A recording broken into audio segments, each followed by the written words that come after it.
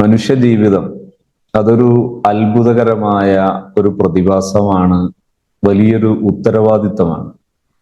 പരിശുദ്ധ ഖുർആൻ മനുഷ്യ ജീവിതത്തെക്കുറിച്ച് പരാമർശിക്കുന്ന ഒരു പരാമർശം ഇവിടെ ശ്രദ്ധേയമാണ്.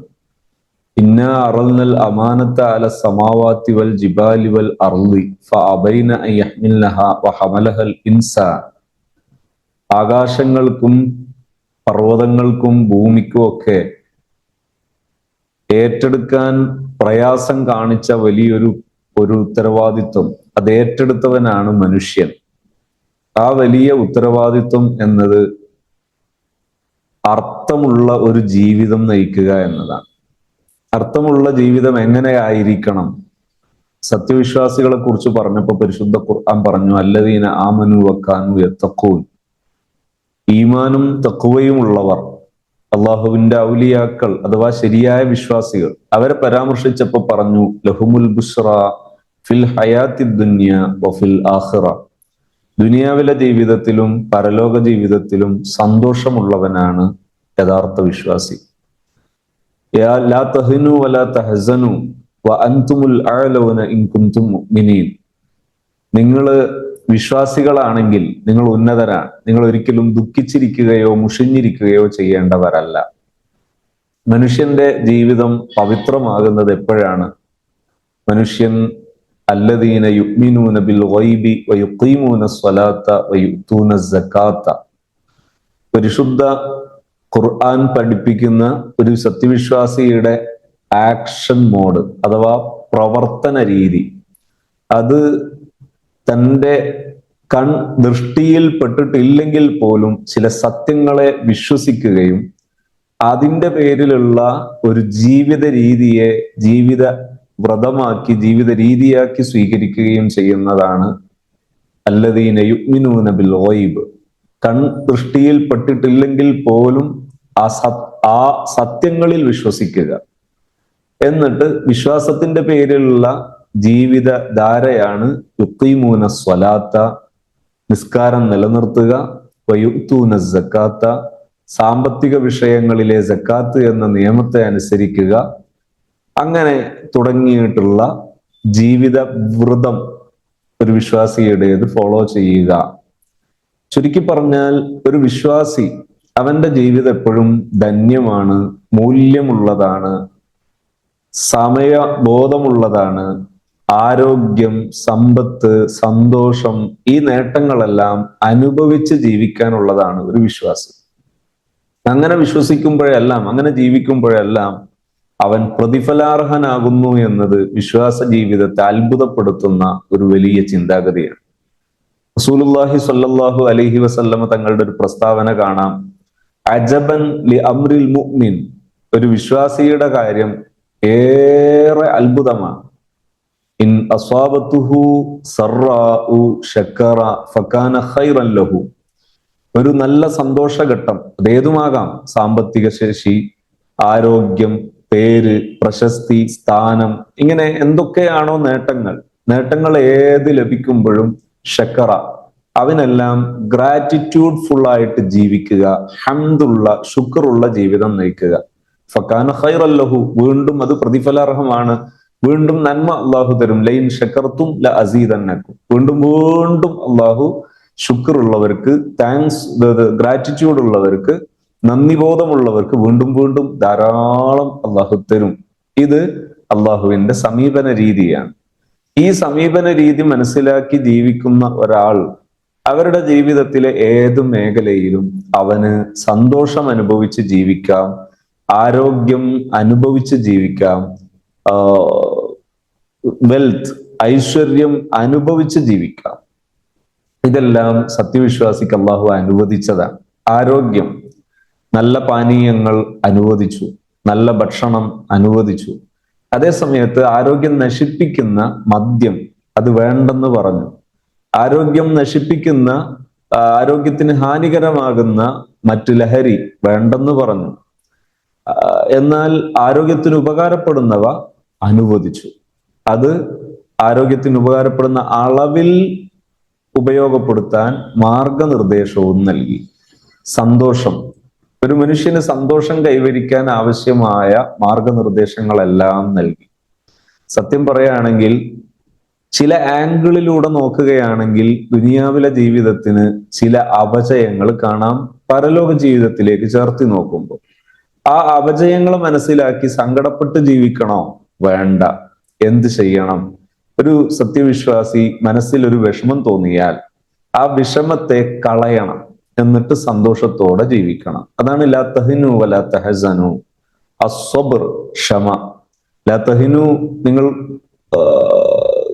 മുഷിയരുത്, വലാ തഹസനു, നിങ്ങൾ ദുഃഖിച്ചിരിക്കരുത് എന്ന് പറഞ്ഞ ഖുർആൻ എന്ത് പഠിപ്പിച്ചു പരിശുദ്ധ ഇസ്ലാം? ക്ഷമ. ക്ഷമ എന്ന് പറഞ്ഞാൽ അതെന്താണ്? ഫസാരിഉ ഇലാ മഗ്ഫിറത്തി മിർ റബ്ബിക്കും വജന്നത്തിൻ അർളുഹ സമാവാതു വൽ അർളു ഉഇദ്ദത് ലിൽ മുത്തഖീൻ. മുത്തഖീങ്ങൾക്ക് ഒരുക്കി വെച്ചിരിക്കുന്ന സ്വർഗം, ആ സ്വർഗത്തിലേക്ക് നിങ്ങൾ വളരെ ധൃതി പിടിച്ചു സഞ്ചരിക്കൂ, വരൂ. എന്താണ് ഒരു മുത്തഖിയുടെ ലക്ഷണം? അല്ലദീന യുൻഫിഖൂന ഫി സറാഇ വല്ലറാഇ വൽകാളിമീനൽ ഗൈള വൽആഫീന അനിന്നാസ്. പരിശുദ്ധ ഖുർആനിന്റെ ഭാഷ്യമാണത്. ശരിയായ സ്വർഗത്തിൽ പ്രവേശിക്കുന്ന സ്വർഗാവകാശിയായ മുത്തഖി ആരാണ്? അല്ലദീന യുൻഫിഖൂന ഫി സറാഇ വല്ലറാ. സന്തോഷഘട്ടമായാലും പ്രയാസഘട്ടങ്ങളാണെങ്കിലെല്ലാം ചെലവഴിക്കുക, സ്വതക്ക ചെയ്യുക, ദാനം ചെയ്യുക. ഇതൊരു വിശ്വാസിയുടെ മുഖമുദ്രയാണ്. അപ്പൊ അതൊരു മനുഷ്യന് വീണ്ടും വീണ്ടും സുഖമുണ്ടാക്കുന്നതാണ്. വൽകാളിമീനൽ ഗൈള, ദേഷ്യം പ്രകടിപ്പിക്കാനല്ല പറയുന്നത്, ദേഷ്യത്തെ ഒതുക്കുക. ദേഷ്യത്തിന് പകരം ക്ഷമ എന്ന് പറയുന്നത് ആ പ്രയാസപ്പെടാതിരിക്കാൻ പഠിക്കുക. അതിനെന്താ വേണ്ടത്? സൈക്കോളജിക്കൽ ലാംഗ്വേജിൽ പറഞ്ഞാൽ don't adjust in life, only understand. നിങ്ങൾ അഡ്ജസ്റ്റ് ചെയ്യരുത്. അഡ്ജസ്റ്റ് ചെയ്താൽ അത് വലിയ പൊട്ടിത്തെറിയിലേക്ക് നയിച്ചേക്കാം. അതുകൊണ്ട് ചെയ്യേണ്ടത് അണ്ടർസ്റ്റാൻഡ് ആണ് ചെയ്യേണ്ടത്. ഒരു ഭാര്യയും ഭർത്താവും അവരൊരു ദിവസം എൻ്റെ അടുക്കലേക്ക് വരുന്നു. വളരെ ദൂരം താണ്ടിയാണ് അവർ വരുന്നത്. അവർ രണ്ടുപേരും കൂടെയുള്ള ഒരു കുഞ്ഞിന്റെ പ്രശ്നം പറഞ്ഞാണ് അവരിയ്ക്കുന്നത്. കുഞ്ഞിന്റെ പ്രശ്നം പറഞ്ഞിങ്ങനെ ഏകദേശം അതിന്റെ പരിഹാരങ്ങളിലേക്ക് കടന്നപ്പോൾ ഞാൻ അവരോട് പറഞ്ഞു, നിങ്ങൾ ഈ കുഞ്ഞിനോട് ഷൗട്ട് ചെയ്യുകയോ ശിക്ഷിക്കുകയോ തെറി വിളിക്കുകയോ ഇത്തരം സംഗതികളൊന്നും ചെയ്യരുത്. ദേഷ്യപ്പെടാതെ കുഞ്ഞിനോട് സൗമ്യമായി പെരുമാറാൻ പഠിക്കണം. അത് വളരെ മർമ്മമാണ് എന്ന് പറഞ്ഞപ്പോ ഒരാൾ പറഞ്ഞു, നിന്നോടാട്ടോ പറഞ്ഞത്.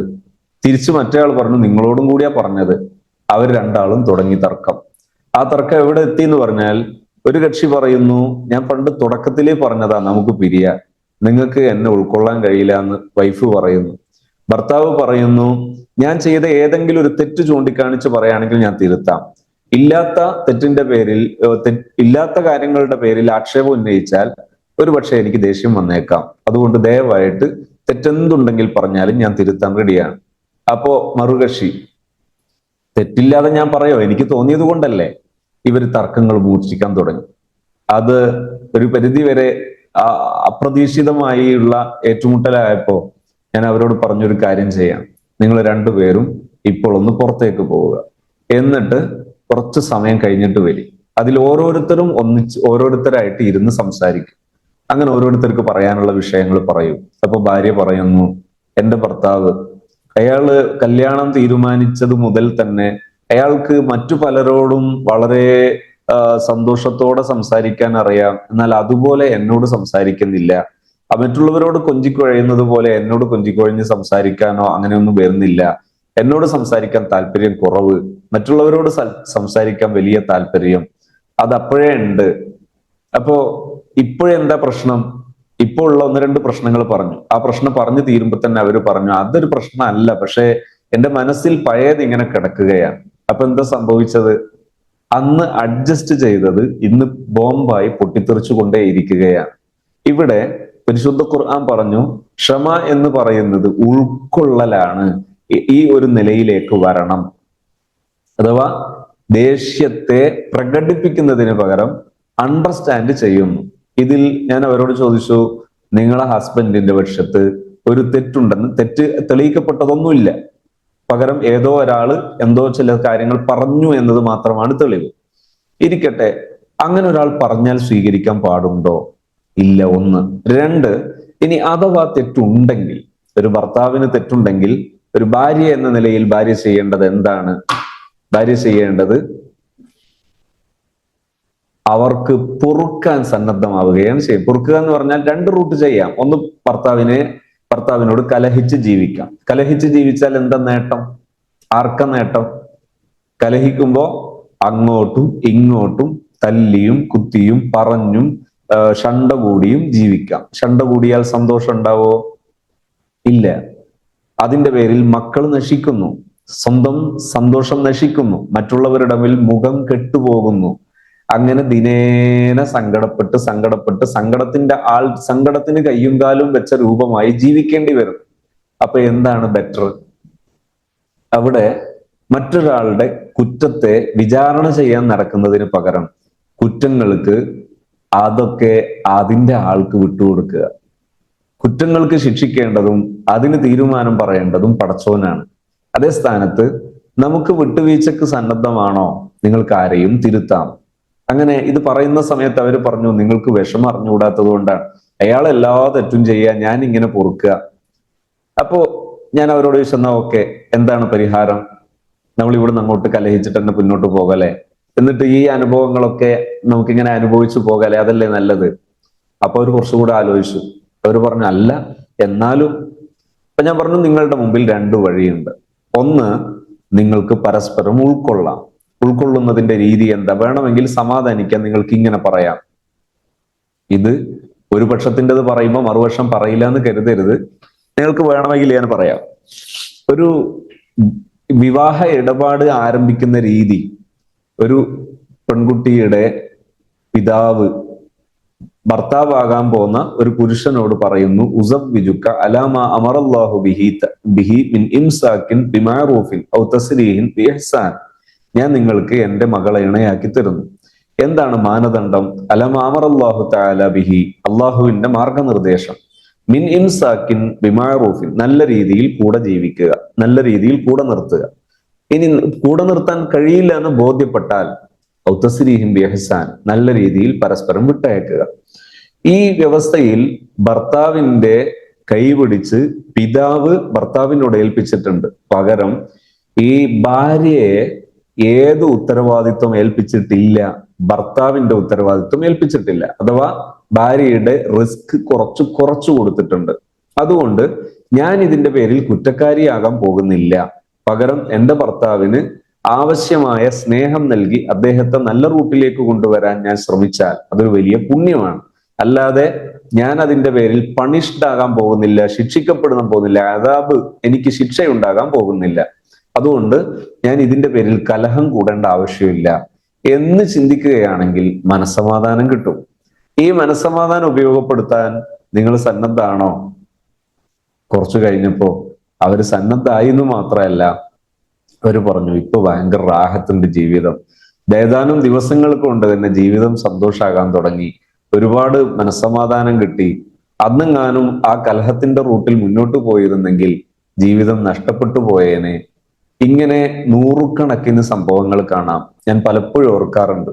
ഒരു ദിവസം ഒരു റെസിഡൻഷ്യൽ ഇൻസ്റ്റിറ്റ്യൂട്ടിലെ ഒരു അധ്യാപകൻ, അദ്ദേഹം തന്റെ സ്ഥാപനത്തിന്റെ ലീവ് പ്രഖ്യാപിച്ച ഒരു സമയം, ആ ലീവ് പ്രഖ്യാപിച്ച് കുട്ടികളൊക്കെ ആഹ്ലാദത്തോടെ തുള്ളിച്ചാടുന്ന ഒരു സമയത്ത് ഒരു കുട്ടി ഈ അധ്യാപകനോട് ചോദിച്ചു, എന്നെ നിങ്ങൾ ഇവിടെ തന്നെ നിർത്തുമോ ഈ ലീവിന്? ഞാൻ പോകുന്നില്ല. എന്തേ? എന്റെ വീട്ടിൽ മാതാവും പിതാവും തമ്മിൽ കലഹമാണ്. കലഹം മൂർച്ഛിച്ച് പലപ്പോഴും പോലീസുകാരും രാഷ്ട്രീയക്കാരും മഹല്ല് നേതൃത്വവും എല്ലാം മധ്യസ്ഥത്തിന് വരും. ഇന്നലെയും വീട്ടിൽ പോലീസ് വന്നിട്ടുണ്ട്. അതുകൊണ്ട് നാളെ ലീവിന് പോകാൻ എനിക്ക് താല്പര്യമില്ല. അപ്പൊ ഈ ടീച്ചർ, ഈ അധ്യാപകൻ, അദ്ദേഹം എന്നെ വിളിച്ചിട്ട് ചോദിച്ചു, ഇങ്ങനെ ഒരു പ്രശ്നമുണ്ട്, പരിഹരിക്കാൻ പറ്റുമോ? ഞാൻ ചോദിച്ചു, എങ്ങനെ പരിഹരിക്കാനാണ്? ഈ രണ്ട് ഫാമിലി അവര് ഇൻക്ലൂസീവായി നടക്കേണ്ട ഒരു വിഷയല്ലേ, അവരെങ്ങനെ വരും? ഇദ്ദേഹം പറഞ്ഞു, അവര് വരും, ഞാൻ വിളിച്ചാൽ വരും. എന്നാ നോക്കാം എന്ന് പറഞ്ഞു. രണ്ടുപേരും വന്നു. വന്നപ്പോൾ തന്നെ കലഹം. എന്റെ വിസിറ്റേഴ്സ് ക്യാബിനിൽ ഇരിക്കുമ്പോ തന്നെ അവിടെ ഇരുന്ന് 2-3 ഘട്ടം കലഹം നടന്നു. ഒന്നാം ഘട്ടം സൗമ്യമായി ഞാൻ അവരോട് പറഞ്ഞു, പ്ലീസ് നിങ്ങൾ ഇവിടെ സൈലന്റ് ആയിട്ട് ഇരിക്കണം, എനിക്ക് കുറച്ച് വർക്കുകൾ കൂടി ചെയ്ത് തീർക്കാനുണ്ട്. രണ്ടാം ഘട്ടവും പറഞ്ഞു. എന്നിട്ട് മൂന്നാം ഘട്ടമായി വീണ്ടും തർക്കം മൂർച്ഛിച്ചപ്പോ ഞാൻ അവരോട് പറഞ്ഞു, നിങ്ങൾ വന്ന ആ ഡോറ് തന്നെയാണ് നിങ്ങൾക്ക് തിരിച്ചിറങ്ങാനുള്ള ഡോറ്. നിങ്ങൾക്ക് സൗമ്യമായി ഇരിക്കാൻ കഴിയില്ല എന്ന് തോന്നുകയാണെങ്കിൽ ആ വന്ന ഡോറിലൂടെ നിങ്ങൾ തിരിച്ചു പോകണം. ഇത് എന്റെ സെന്ററാണ്, ഇവിടെ സൗമ്യമായി ഇരിക്കൽ നിർബന്ധമാണ്. അങ്ങനെ അവരിരുന്നു. ഞാൻ രണ്ടുപേരെയും മാറി മാറി കേട്ടു. 24 വർഷമായി കലഹിക്കുന്നു, 24 വർഷമായി തുടരെ പ്രശ്നങ്ങൾ നടക്കുന്നു.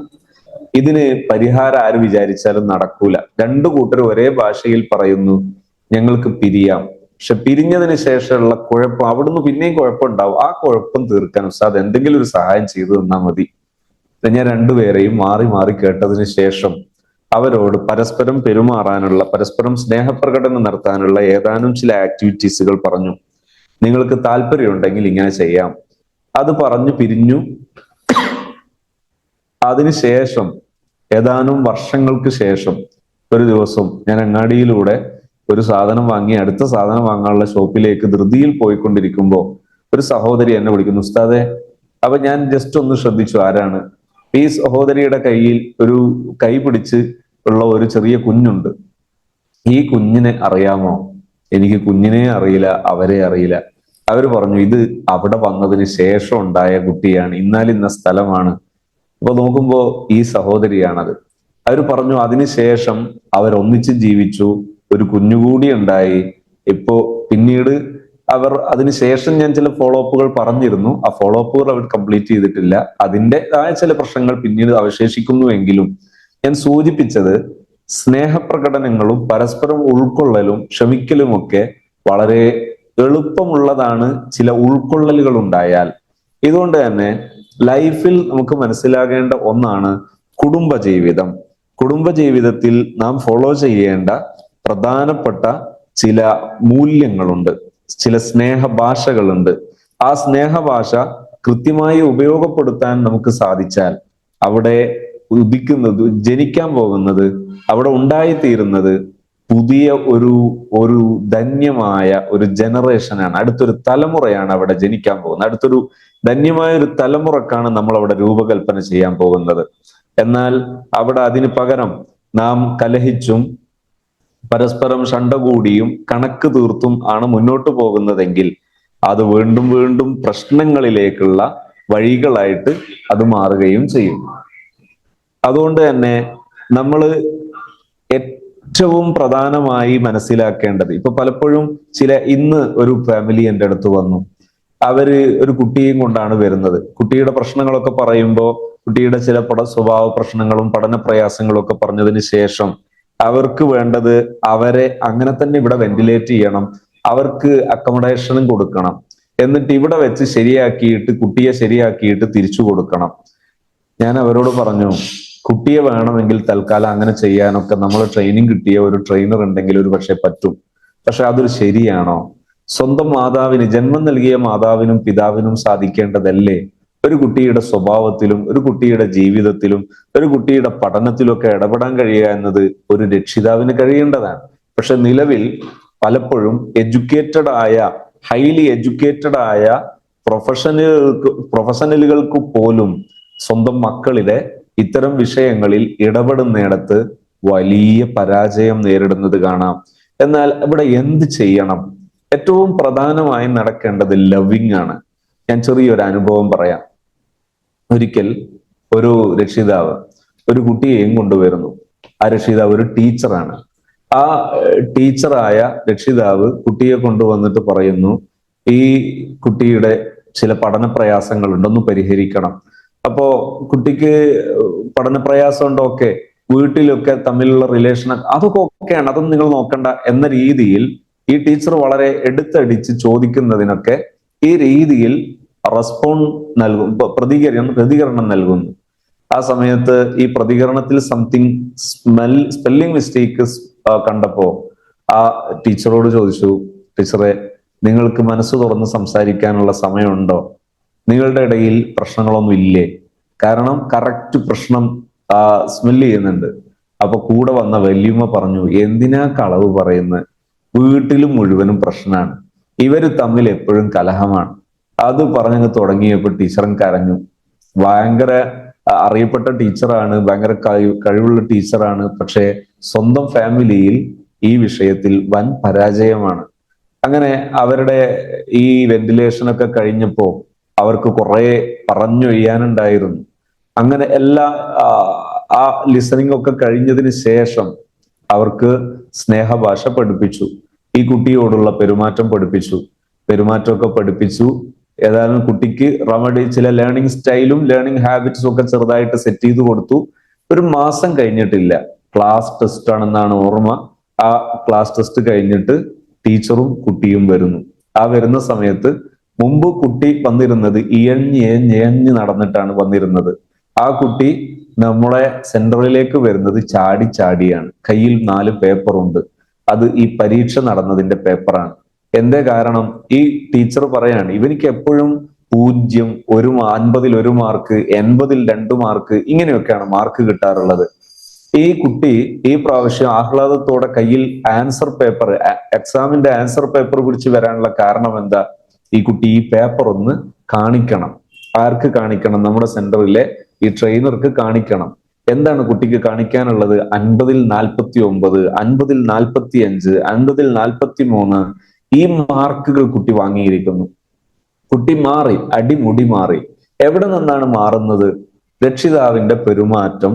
ആ പെരുമാറ്റം മാറുന്ന സമയത്ത് വലിയ വിപ്ലവങ്ങൾ സൃഷ്ടിക്കപ്പെടുന്നു. ഞാൻ ഓർക്കുകയാണ്, ഒരു തവണ +2-ലെ ഒരു വിദ്യാർത്ഥി, ആ വിദ്യാർത്ഥിയെയും കൂടിയിട്ട് എൻ്റെ ഒരു സുഹൃത്ത്, അദ്ദേഹം ഒരു അറിയപ്പെട്ട ഒരു ട്രെയിനർ കൂടിയാണ്, അദ്ദേഹം ആ കുട്ടിയെയും കുട്ടിയുടെ ഫാമിലിയെയും ഒക്കെ കൂട്ടിയിട്ട് വരികയാണ്. +2 പഠിക്കുന്ന ഈ വിദ്യാർത്ഥി സൈക്യാട്രി മെഡിസിൻ കുടിച്ചുകൊണ്ടിരിക്കുന്നു. പക്ഷെ എന്നിട്ടും സൂയിസൈഡ് ടെൻഡൻസി കാണിക്കുന്നു. ഞാൻ ചോദിച്ചു, എന്താണ് സംഭവം? ഈ കുട്ടി ചില അടിപിടി കേസിൽ പെട്ടതാണ്, പോലീസ് കേസിൽ പെട്ടു. അതിനുശേഷം ഡിപ്രസ്ഡ് ആയി.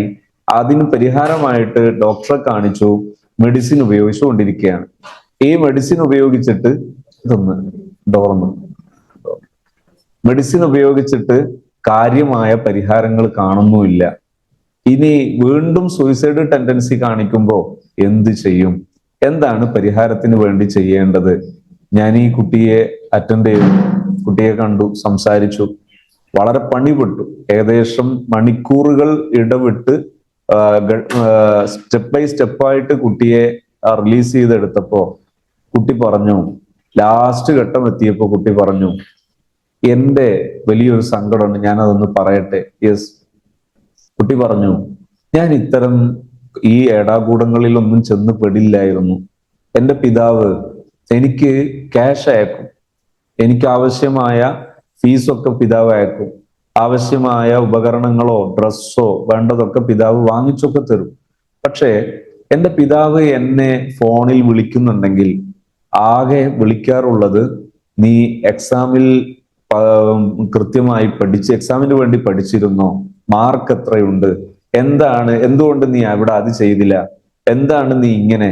ഇത് ചോദിക്കാനല്ലാതെ എപ്പോഴെങ്കിലും ഒരു തവണയെങ്കിലും എൻ്റെ പിതാവ് എന്നോട്, മോനെ എന്തൊക്കെയുണ്ട് മോന്റെ വിശേഷം, എന്താണ് മോന്റെ അവസ്ഥാവിശേഷങ്ങൾ എന്താണ് എന്ന് ചോദിക്കുന്ന ഒരു സമീപന രീതി എൻ്റെ പിതാവിൽ നിന്നുണ്ടായിരുന്നെങ്കിൽ ഞാൻ ഒരിക്കലും ഇത്തരം ഒരു അപകടത്തിൽ ചെന്ന് പെടില്ലായിരുന്നു എന്ന് ആ കുട്ടി പറയുമ്പോൾ, ഈ വിജയാനുഭവങ്ങളും ഈ കുട്ടിയുടെ വാക്കും ചേർത്ത് നോക്കുമ്പോൾ ഉൾക്കൊള്ളാൻ പ്രയാസമുള്ള ഒരു പരമസത്യമാണ് നമ്മളെ നോക്കി കൊഞ്ഞനം കുത്തുന്നത്. ഇത് ഉൾക്കൊള്ളാനും മനസ്സിലാക്കാനും നമ്മെ സഹായിക്കുന്ന ഒന്നാണ് ശരിക്കും ട്രെയിനിങ് പ്രോഗ്രാം എന്ന് പറയുന്നത്. ഈ ട്രെയിനിങ് പ്രോഗ്രാമുകൾ കൃത്യമായി ഞാൻ എടുത്ത് ഒന്നുകൂടി ഓർക്കുകയാണ്. കുറച്ചു മുമ്പ് ഒരു +1 +2 പഠിക്കുന്ന ഒരു വിദ്യാർത്ഥിയെ ഒരു സ്ഥാപനത്തിൽ നിന്ന് ഗെറ്റ് ഔട്ട് അടിക്കുന്നു, പുറത്താക്കുന്നു. പുറത്താക്കിയ ആ കുട്ടിയെ പിന്നീട് വീണ്ടും സ്വഭാവ ദൂഷ്യങ്ങൾ കണ്ടിട്ട് അദ്ദേഹം, ഈ കുട്ടിയുടെ പിതാവ് നല്ല മികവുറ്റ അധ്യാപകനാണ്, നല്ല കഴിവുറ്റ അധ്യാപകനാണ്. അപ്പോ ഈ കുട്ടിയും തന്നെ വളരെ ഉഷാറുള്ള കുട്ടിയായിരുന്നു. പക്ഷെ ഇപ്പോ ചില പ്രശ്നങ്ങളുടെ പേരിൽ സ്ഥാപനത്തിൽ നിന്ന് പുറത്താക്കിയെന്ന് മാത്രമല്ല, അതിനുശേഷം കുട്ടിയുടെ സ്വഭാവം വീണ്ടും വീണ്ടും വികൃതമായിക്കൊണ്ടിരിക്കുന്നു. അത് ഇദ്ദേഹത്തെ വല്ലാതെ ആശങ്കപ്പെടുത്തി.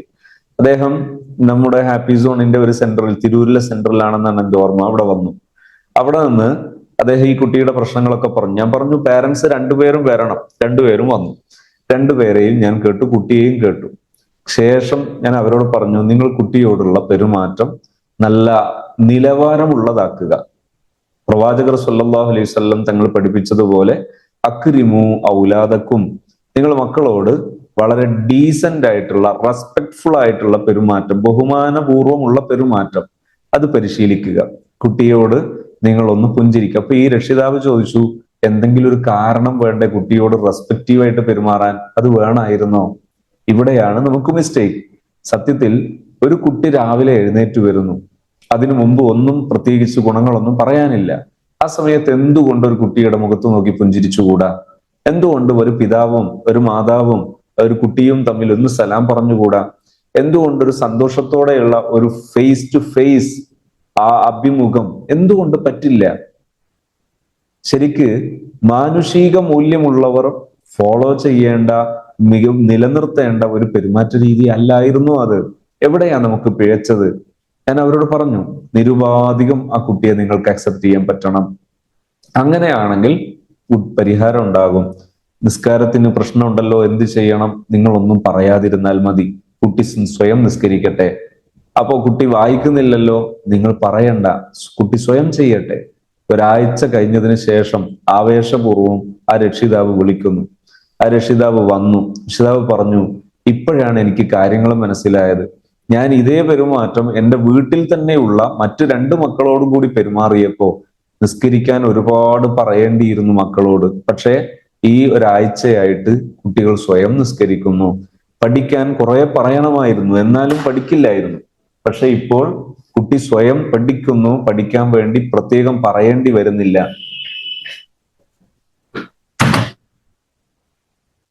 പ്രത്യേകം പറയേണ്ടി വരാതെ തന്നെ കുട്ടി ഇതെല്ലാം ചെയ്യുന്നു. വലിയ സന്തോഷം. ഇപ്പോഴാണ് മനസ്സിലായത് എവിടെയാണ് മിസ്റ്റേക്ക് എന്ന്. സത്യം പറയുകയാണെങ്കിൽ നമ്മുടെ മക്കളോടുള്ള പെരുമാറ്റങ്ങൾ നന്നാകുന്ന സമയത്ത് സ്വഭാവ ദൂഷ്യമുള്ള മക്കൾ, പലപ്പോഴും പഠനത്തിലും ജീവിത ചിട്ടകളിലും ആരാധനകളിലുമൊക്കെ പിന്നോക്കം നിൽക്കുന്ന മക്കൾ, അവർ സ്വയം തന്നെ കാര്യങ്ങളിൽ പ്രാപ്തിയുള്ളവരായി വരികയും മുന്നോട്ട് വരികയും അവർ മുന്നോക്കക്കാരായി മാറുകയും ചെയ്യുന്നത് ഇങ്ങനെ നിറഞ്ഞ അനുഭവങ്ങളായി ധാരാളം കാണാം. പക്ഷെ ഇതിനെന്തു വേണം? ഒരു പരിശീലന ഘട്ടം അനിവാര്യമാണ്. പരിശീലന ഘട്ടം എന്ന് പറയുന്നത് ഒരു മൈന്യൂട്ട് ഒബ്സർവേഷൻ ആണ്. അഥവാ സസൂക്ഷ്മ നിരീക്ഷണത്തിന്റെ അടിസ്ഥാനത്തിൽ ഒരു ട്രെയിനിയെ അഥവാ പരിശീലകൻ ഒരു പരിശീലനത്തിൽ വരുന്ന ഒരു വ്യക്തിയെ അവരെ മാർഗനിർദ്ദേശം നൽകി പരിശീലിപ്പിക്കുന്നതിനാണ് ശരിക്കും ട്രെയിനിങ് എന്ന് പറയുന്നത്. നമ്മുടെ ഹാപ്പി സോണിൽ ലൈഫ് എൻറിച്ച്മെന്റ് ട്രെയിനിങ് എന്ന് പറഞ്ഞ് 4 മാസം നീണ്ടു നിൽക്കുന്ന ആഴ്ചയിൽ ഒരു തവണയുള്ള ട്രെയിനിങ് രീതിയുണ്ട്. അതിൽ ഇത്തരം മക്കളുടെ പ്രശ്നങ്ങളും അഫയർ കേസുകളും അതുപോലെയുള്ള പ്രശ്നങ്ങളൊക്കെ പരിഹരിക്കാൻ, അഥവാ ഇതൊക്കെ ഒരു സോഫ്റ്റ് സ്കില്ലുകളാണ്. ഈ സോഫ്റ്റ് സ്കില്ലുകൾ നേടിയെടുക്കാൻ സഹായകമാകുന്നു എന്നത് അതൊരു വലിയ ശരിയാണ്. ഞാൻ ഓർക്കുകയാണ്, ഒരിക്കൽ ഒരു +2 പഠിക്കുന്ന ഒരു കുട്ടിയെയും കൊണ്ട് ഒരു രക്ഷിതാവ് വരുന്നു. ഈ മകൻ എന്താ പ്രശ്നം? നല്ല നീറ്റ് ആൻഡ് കാം ഫാമിലിയാണ്, നല്ല ശാന്തതയുള്ള നല്ല ചിട്ടയുള്ള ഒരു ഫാമിലിയാണ്. ഈ രക്ഷിതാവ് പറഞ്ഞു, ഞാൻ വിദേശത്ത് നിന്ന് വന്നിട്ട് ഏതാനും മാസങ്ങളായി, എനിക്ക് വല്ലാതെ ടെൻഷൻ ആകുന്നു. ഞാൻ എന്തിന് ജീവിക്കണം എന്ന ചിന്ത പോലും എന്നെ വല്ലാതെ അലട്ടിക്കൊണ്ടിരിക്കുന്നു. എന്തു പറ്റി? +2 പഠിക്കുന്ന എൻ്റെ മകനാണ് എൻ്റെ പ്രശ്നം. അവൻ ഒരു അഫയർ കേസിൽ പെട്ടിരിക്കുന്നു. എത്ര ഉപദേശിച്ചിട്ടും വീണ്ടും വീണ്ടും കുട്ടി ദുഷിച്ചുകൊണ്ടിരിക്കുന്നു. വീണ്ടും വീണ്ടും കുട്ടിയിൽ പ്രശ്നങ്ങൾ കണ്ടുവരുന്നു. എന്ത് ചെയ്യണം? ഞാൻ ആ രക്ഷിതാവിനോട് പറഞ്ഞു, നിങ്ങൾ മലപ്പുറത്തെ ലൈഫ് എൻറിച്ച്മെന്റ് ട്രെയിനിങ് പ്രോഗ്രാമിൽ ജോയിൻ ചെയ്യണം. അദ്ദേഹം പറഞ്ഞു, ഞാൻ ഇനി 3 മാസം കൂടെ ഉണ്ടാവുള്ളൂ. ആയിക്കോട്ടെ, ആ 3 മാസം നിങ്ങൾ ജോയിൻ ചെയ്തോളൂ. അവർ ജോയിൻ ചെയ്തു. ഓരോ ആഴ്ചയിലും അവരിയ്ക്കുന്നു. ആ സെഷനുകളിൽ വെച്ച് മകനോടുള്ള പെരുമാറ്റത്തെക്കുറിച്ച് സംസാരിക്കുന്നു. അവരോട് ഞാൻ പറഞ്ഞു, നിങ്ങൾ അവനക്ക് സ്വാതന്ത്ര്യം കൊടുത്തോളൂ. അവനെ നിരന്തരം പിടികൂടുന്നതിന് പകരം അവന്റെ കൂടെ ജീവിക്കാൻ, അവനൊരു സപ്പോർട്ടീവ് പേഴ്സൺ ആകാൻ, അവനെ പിന്തുണക്കുന്ന ഒരു വ്യക്തിയാകാൻ നിങ്ങൾ പ്രാക്ടീസ് ചെയ്യൂ. രാവിലെ എഴുന്നേൽക്കുമ്പോൾ അവനോട് സലാം പറഞ്ഞ് പുഞ്ചിരിച്ച് ശീലിക്കൂ. നിങ്ങൾ അവനോട് നിസ്കരിക്കാനും മറ്റുമൊക്കെ പറയുന്നത് തൽക്കാലം നിർത്തിവെക്കുക. എന്നിട്ടൊന്ന് ഒബ്സർവ് ചെയ്യുക. ഇവിടെ വരുന്ന ദിവസം പറ്റുന്നൊരു ദിവസം നിങ്ങൾ അവരെ കൂട്ടിയിട്ട് വരൂ, നമുക്ക് അവനോട് സംസാരിക്കാം. അങ്ങനെ ഏതാനും ആഴ്ചകൾ കഴിഞ്ഞപ്പോ അവന്റെ പെരുമാറ്റങ്ങളിലും ആരാധനകളിലും എല്ലാം മാറ്റം വന്നു. ഈ മാറ്റം വന്ന സമയത്ത് ഞാൻ ഈ കുട്ടിയോട് ചോദിച്ചു, മോനെ എന്താ സംഭവിച്ചത്, നിനക്കൊന്ന് പറയാമോ? അവൻ പറഞ്ഞു, എനിക്ക് ഒരു അഫയർ കേസ് ഉണ്ടായിരുന്നു. അത് സീരിയസ് ആയിട്ട് ഞാൻ ചെയ്തതൊന്നുമല്ല, യാദൃശികമായി പെട്ടതാണ്. ആ പെട്ട സമയത്ത് അതേതോ ഒരാൾ കണ്ടു, അവർ പാരൻസിനെ അറിയിച്ചു, അവരത് കൊട്ടിഘോഷിച്ചു. പക്ഷെ ഈ കൊട്ടിഘോഷിച്ചതിൽ ഞാൻ പെട്ടു. ആ പെട്ടതിന് ശേഷം എൻ്റെ ആത്മാഭിമാനം ക്ഷതപ്പെട്ടു എന്ന് മാത്രമല്ല, എൻ്റെ പിതാവ് എൻ്റെ മുഖത്തടിച്ചു. അതെന്റെ മനസ്സിൽ നിന്ന് തീരെ പോകുന്നുണ്ടായിരുന്നില്ല. അതിനുശേഷം പലപ്പോഴായിട്ട് എൻ്റെ ജീവിതത്തിൽ പലതരം ഇടപെടലുകളും പലതരം പ്രവണതകളുണ്ടായി. ആ പ്രവണതകളെല്ലാം ഒന്നിനൊന്ന് പ്രക്ഷുബ്ധമായിരുന്നു, ഒന്നിനൊന്ന് പ്രശ്നകലുഷിതമായിരുന്നു. അപ്പോ ഇത് എന്തുകൊണ്ട് ഉണ്ടാകുന്നു എന്ന് ആ കുട്ടിക്ക് കൃത്യമായി പറയാൻ പറ്റുന്നില്ല. പക്ഷെ കുട്ടി വീണ്ടും വീണ്ടും പ്രശ്നത്തിലേക്ക് ഒഴുകിക്കൊണ്ടിരിക്കുന്നു. ഈ പിതാവിന്റെ, ഞാൻ ചോദിച്ചു ഇപ്പോൾ ഉള്ള സിറ്റുവേഷനോ? എന്റെ പിതാവിന്റെ പെരുമാറ്റം എന്നോട് നല്ലതായപ്പോ ഞാൻ അറിയാതെ ഞാൻ മാറുന്നു. എനിക്ക് നല്ല കാര്യങ്ങൾ ചെയ്യണമെന്ന ഒരു ചിന്ത ഉണ്ടാകുന്നു, ഞാൻ മാറി എന്ന് പറയുന്നു. അത്ഭുതകരമായ മറ്റൊരു അനുഭവം കൂടി പറയാം. ഒരു ദിവസം ഒരു പണ്ഡിതൻ, അദ്ദേഹം കേരളത്തിന് പുറത്തൊക്കെ ധാരാളം സോഷ്യൽ ആക്ടിവിറ്റീസ്, എഡ്യൂക്കേഷൻ റിലേറ്റഡ് ആയിട്ടുള്ള സോഷ്യൽ ആക്ടിവിറ്റീസ് ചെയ്യുന്ന ആളാണ്, പ്രശസ്തനാണ്. അദ്ദേഹം പറഞ്ഞു, വളരെ സീരിയസ് ആയിട്ട് എനിക്കൊന്ന് കാണണം. അങ്ങനെ ഞാൻ അദ്ദേഹത്തിന് കോഴിക്കോട് ടൗണിലെ ഒരു സെന്ററിൽ വെച്ച് സിറ്റിംഗ് ഒരുക്കുന്നു. ഞങ്ങൾ രണ്ടുപേരും അവിടെ സംഗമിക്കുന്നു. അദ്ദേഹത്തിന്റെ കൂടെ അദ്ദേഹത്തിന്റെ സഹോദരിയും സഹോദരിയുടെ മകനും ഉണ്ട്. ഈ മകനെ കുറിച്ച് സഹോദരിയും അദ്ദേഹവും ചേർന്നിരുന്ന് എന്നോട് പറഞ്ഞു, ഇവൻ ഇപ്പോൾ ആകെ മാറിയിരിക്കുന്നു. നല്ല മോനായിരുന്നു, പക്ഷേ ഇപ്പോൾ അവൻ പ്രശ്നക്കാരനാണെന്ന് മാത്രമല്ല, ലക്ഷങ്ങൾ മോഷണം നടത്തി, സ്വർണ്ണാഭരണങ്ങൾ മോഷണം നടത്തി, ഇഷ്ടം പോലെ ഫോണുകൾ അവൻ വാങ്ങിയിരിക്കുന്നു. അദ്ദേഹം എന്നോട് പറഞ്ഞു, ഞങ്ങൾ നിവൃത്തി കേട്ടപ്പോ ഇവനെ ഒരു ലോക്കപ്പിൽ പോലീസ് മർദ്ദിക്കുന്നതിനേക്കാൾ ശക്തമായി ഇവനെ മർദ്ദിക്കുകയൊക്കെ ചെയ്തു. എന്നിട്ടും രംഗം വീണ്ടും വീണ്ടും വഷളായിക്കൊണ്ടിരിക്കുകയാണ്. ഇനി എന്താണ് ചെയ്യേണ്ടത്? കൊല്ലണോ? ചിന്തിച്ചിട്ട് അറ്റം കിട്ടുന്നില്ല. എന്തെങ്കിലും ഒരു പരിഹാരം നിങ്ങളെ പക്ഷത്തുണ്ടോ എന്നാണ് ചോദ്യം. എന്റെ പക്ഷത്ത് പരിഹാരങ്ങൾ പ്രത്യേകിച്ചൊന്നുമില്ല. സ്നേഹം മാത്രമാണ് ശരിയായ പരിഹാരം. ഞാൻ ഇവരെ മാറി മാറി 3 പേരെയും കേട്ടു. അതിനുശേഷം ഈ കുട്ടി ആദ്യം ഓപ്പൺ അല്ല, ലാസ്റ്റ് ഞാൻ ഈ കുട്ടിയെ ഓപ്പൺ ആക്കി. ഓപ്പൺ ആക്കിയതിന് ശേഷം ആ കുട്ടിയോട് നല്ലവനാകാനുള്ള താല്പര്യത്തെക്കുറിച്ച് സംസാരിച്ചപ്പോൾ കുട്ടിക്ക് താല്പര്യമുണ്ട്. ഞാൻ ആ കുട്ടിയുടെ സാധ്യതകളെ കുറിച്ചൊക്കെ വിലയിരുത്തി. ശേഷം കുട്ടിയോട് ഞാൻ ഈ ഉണ്ടായ പ്രശ്നങ്ങളും കാര്യങ്ങളും പരിഹാരങ്ങളും എല്ലാം ചോദിച്ചു. കുട്ടിയെ വെന്റിലേറ്റ് ചെയ്ത് തുടങ്ങി. കുട്ടിയോടുള്ള സമീപനം മാറ്റം വരുത്തിച്ചു. അതിനുശേഷം ഒരു 3 സിറ്റിംഗ്, മൂന്നാമത്തെ സിറ്റിംഗ് നടക്കുമ്പോൾ ഈ കുട്ടി കുറെ മാറ്റങ്ങൾ വന്നു. ആ സമയം ഞാൻ ഈ കുട്ടിയോട് ചോദിച്ചു, മോനെ ഇപ്പോഴത്തെ സിറ്റുവേഷൻ എന്താണ്? ഇപ്പൊ നിനക്ക് ഇതുപോലെ മോഷണം നടത്തേണ്ട ഇതുണ്ടോ? അപ്പോ അവൻ എന്നോട് പറഞ്ഞു, ഞാന് സ്വർണ്ണാഭരണങ്ങൾ മോഷ്ടിച്ചിട്ട് അത് ഉരുക്കിയിട്ട് സ്വർണ്ണ കട്ടിയാക്കിയതിന് ശേഷം ഉരുക്കാൻ വേണ്ട പിന്നെ സിലിണ്ടർ, ഗ്യാസ്, മറ്റുപകരണങ്ങൾ ഇതെല്ലാം വാങ്ങിക്കൊണ്ടുവന്ന് സ്വർണം ഉരുക്കി അത് കട്ടിയാക്കി അത് കുഴിച്ചിട്ട് എന്നിട്ട് നിശ്ചിത കാലാവധി കഴിഞ്ഞത് എടുത്ത് അത് കൊണ്ടുപോയി വിറ്റിട്ട് സ്വർണവും പിന്നെ മൊബൈലുകൾ വാങ്ങിയിട്ടുണ്ട്, പല മൊബൈലുകൾ വാങ്ങിയിട്ടുണ്ട്. ഇങ്ങനെയൊക്കെ ചെയ്തിട്ടുണ്ട്. ഇങ്ങനെയൊക്കെ ചെയ്യാൻ കാരണം അദ്ദേഹം എന്നോട് പറഞ്ഞു, നിങ്ങളടുത്ത് വരുന്ന ഫസ്റ്റ് സമയം എനിക്ക് ഉറക്കം ഇല്ലാത്തൊരു സമയമായിരുന്നു. എനിക്ക് ഉറക്കം കിട്ടണമെങ്കിൽ മോഷ്ടിക്കണം. ഞാൻ ചോദിച്ചു, എന്താണ് നിന്റെ ഉറക്കം കെടുത്തുന്നത്? എന്നെ എനിക്കില്ലാത്ത ചില കുറ്റങ്ങളുടെ പേരിൽ വിചാരണ ചെയ്യുകയും എന്നെ ആക്ഷേപിക്കുകയും എന്നെ ശിക്ഷിക്കുകയും ചെയ്ത അനുഭവം, ആ അനുഭവം ഓർമ്മ വരുമ്പോൾ വീണ്ടും മോഷ്ടിച്ചാലാണ് എനിക്കൊരു ഉറക്കം കിട്ടുക. അപ്പൊ ഞാൻ വീണ്ടും മോഷ്ടിക്കും. ഇങ്ങനെയാണ് ഞാൻ ചെയ്യാറുണ്ടായിരുന്നത്. ഇപ്പോൾ എനിക്കതിന്റെ ആവശ്യമില്ല, ഞാൻ സേഫാണ്. പക്ഷെ ഇനി ഞാൻ മാറാൻ സാധ്യതയുള്ള ഒരു രംഗം, എൻ്റെ മാതാവ് എന്നോടുള്ള പെരുമാറ്റത്തിൽ മോശമായ പെരുമാറ്റം. ഞാൻ ചോദിച്ചു, എന്താണ് മോശമായ പെരുമാറ്റം?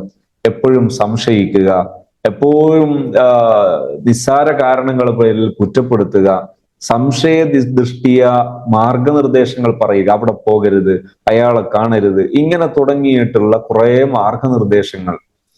ആ മാർഗനിർദ്ദേശങ്ങളാണ് എന്നെ പ്രകോപിപ്പിക്കുന്നത്.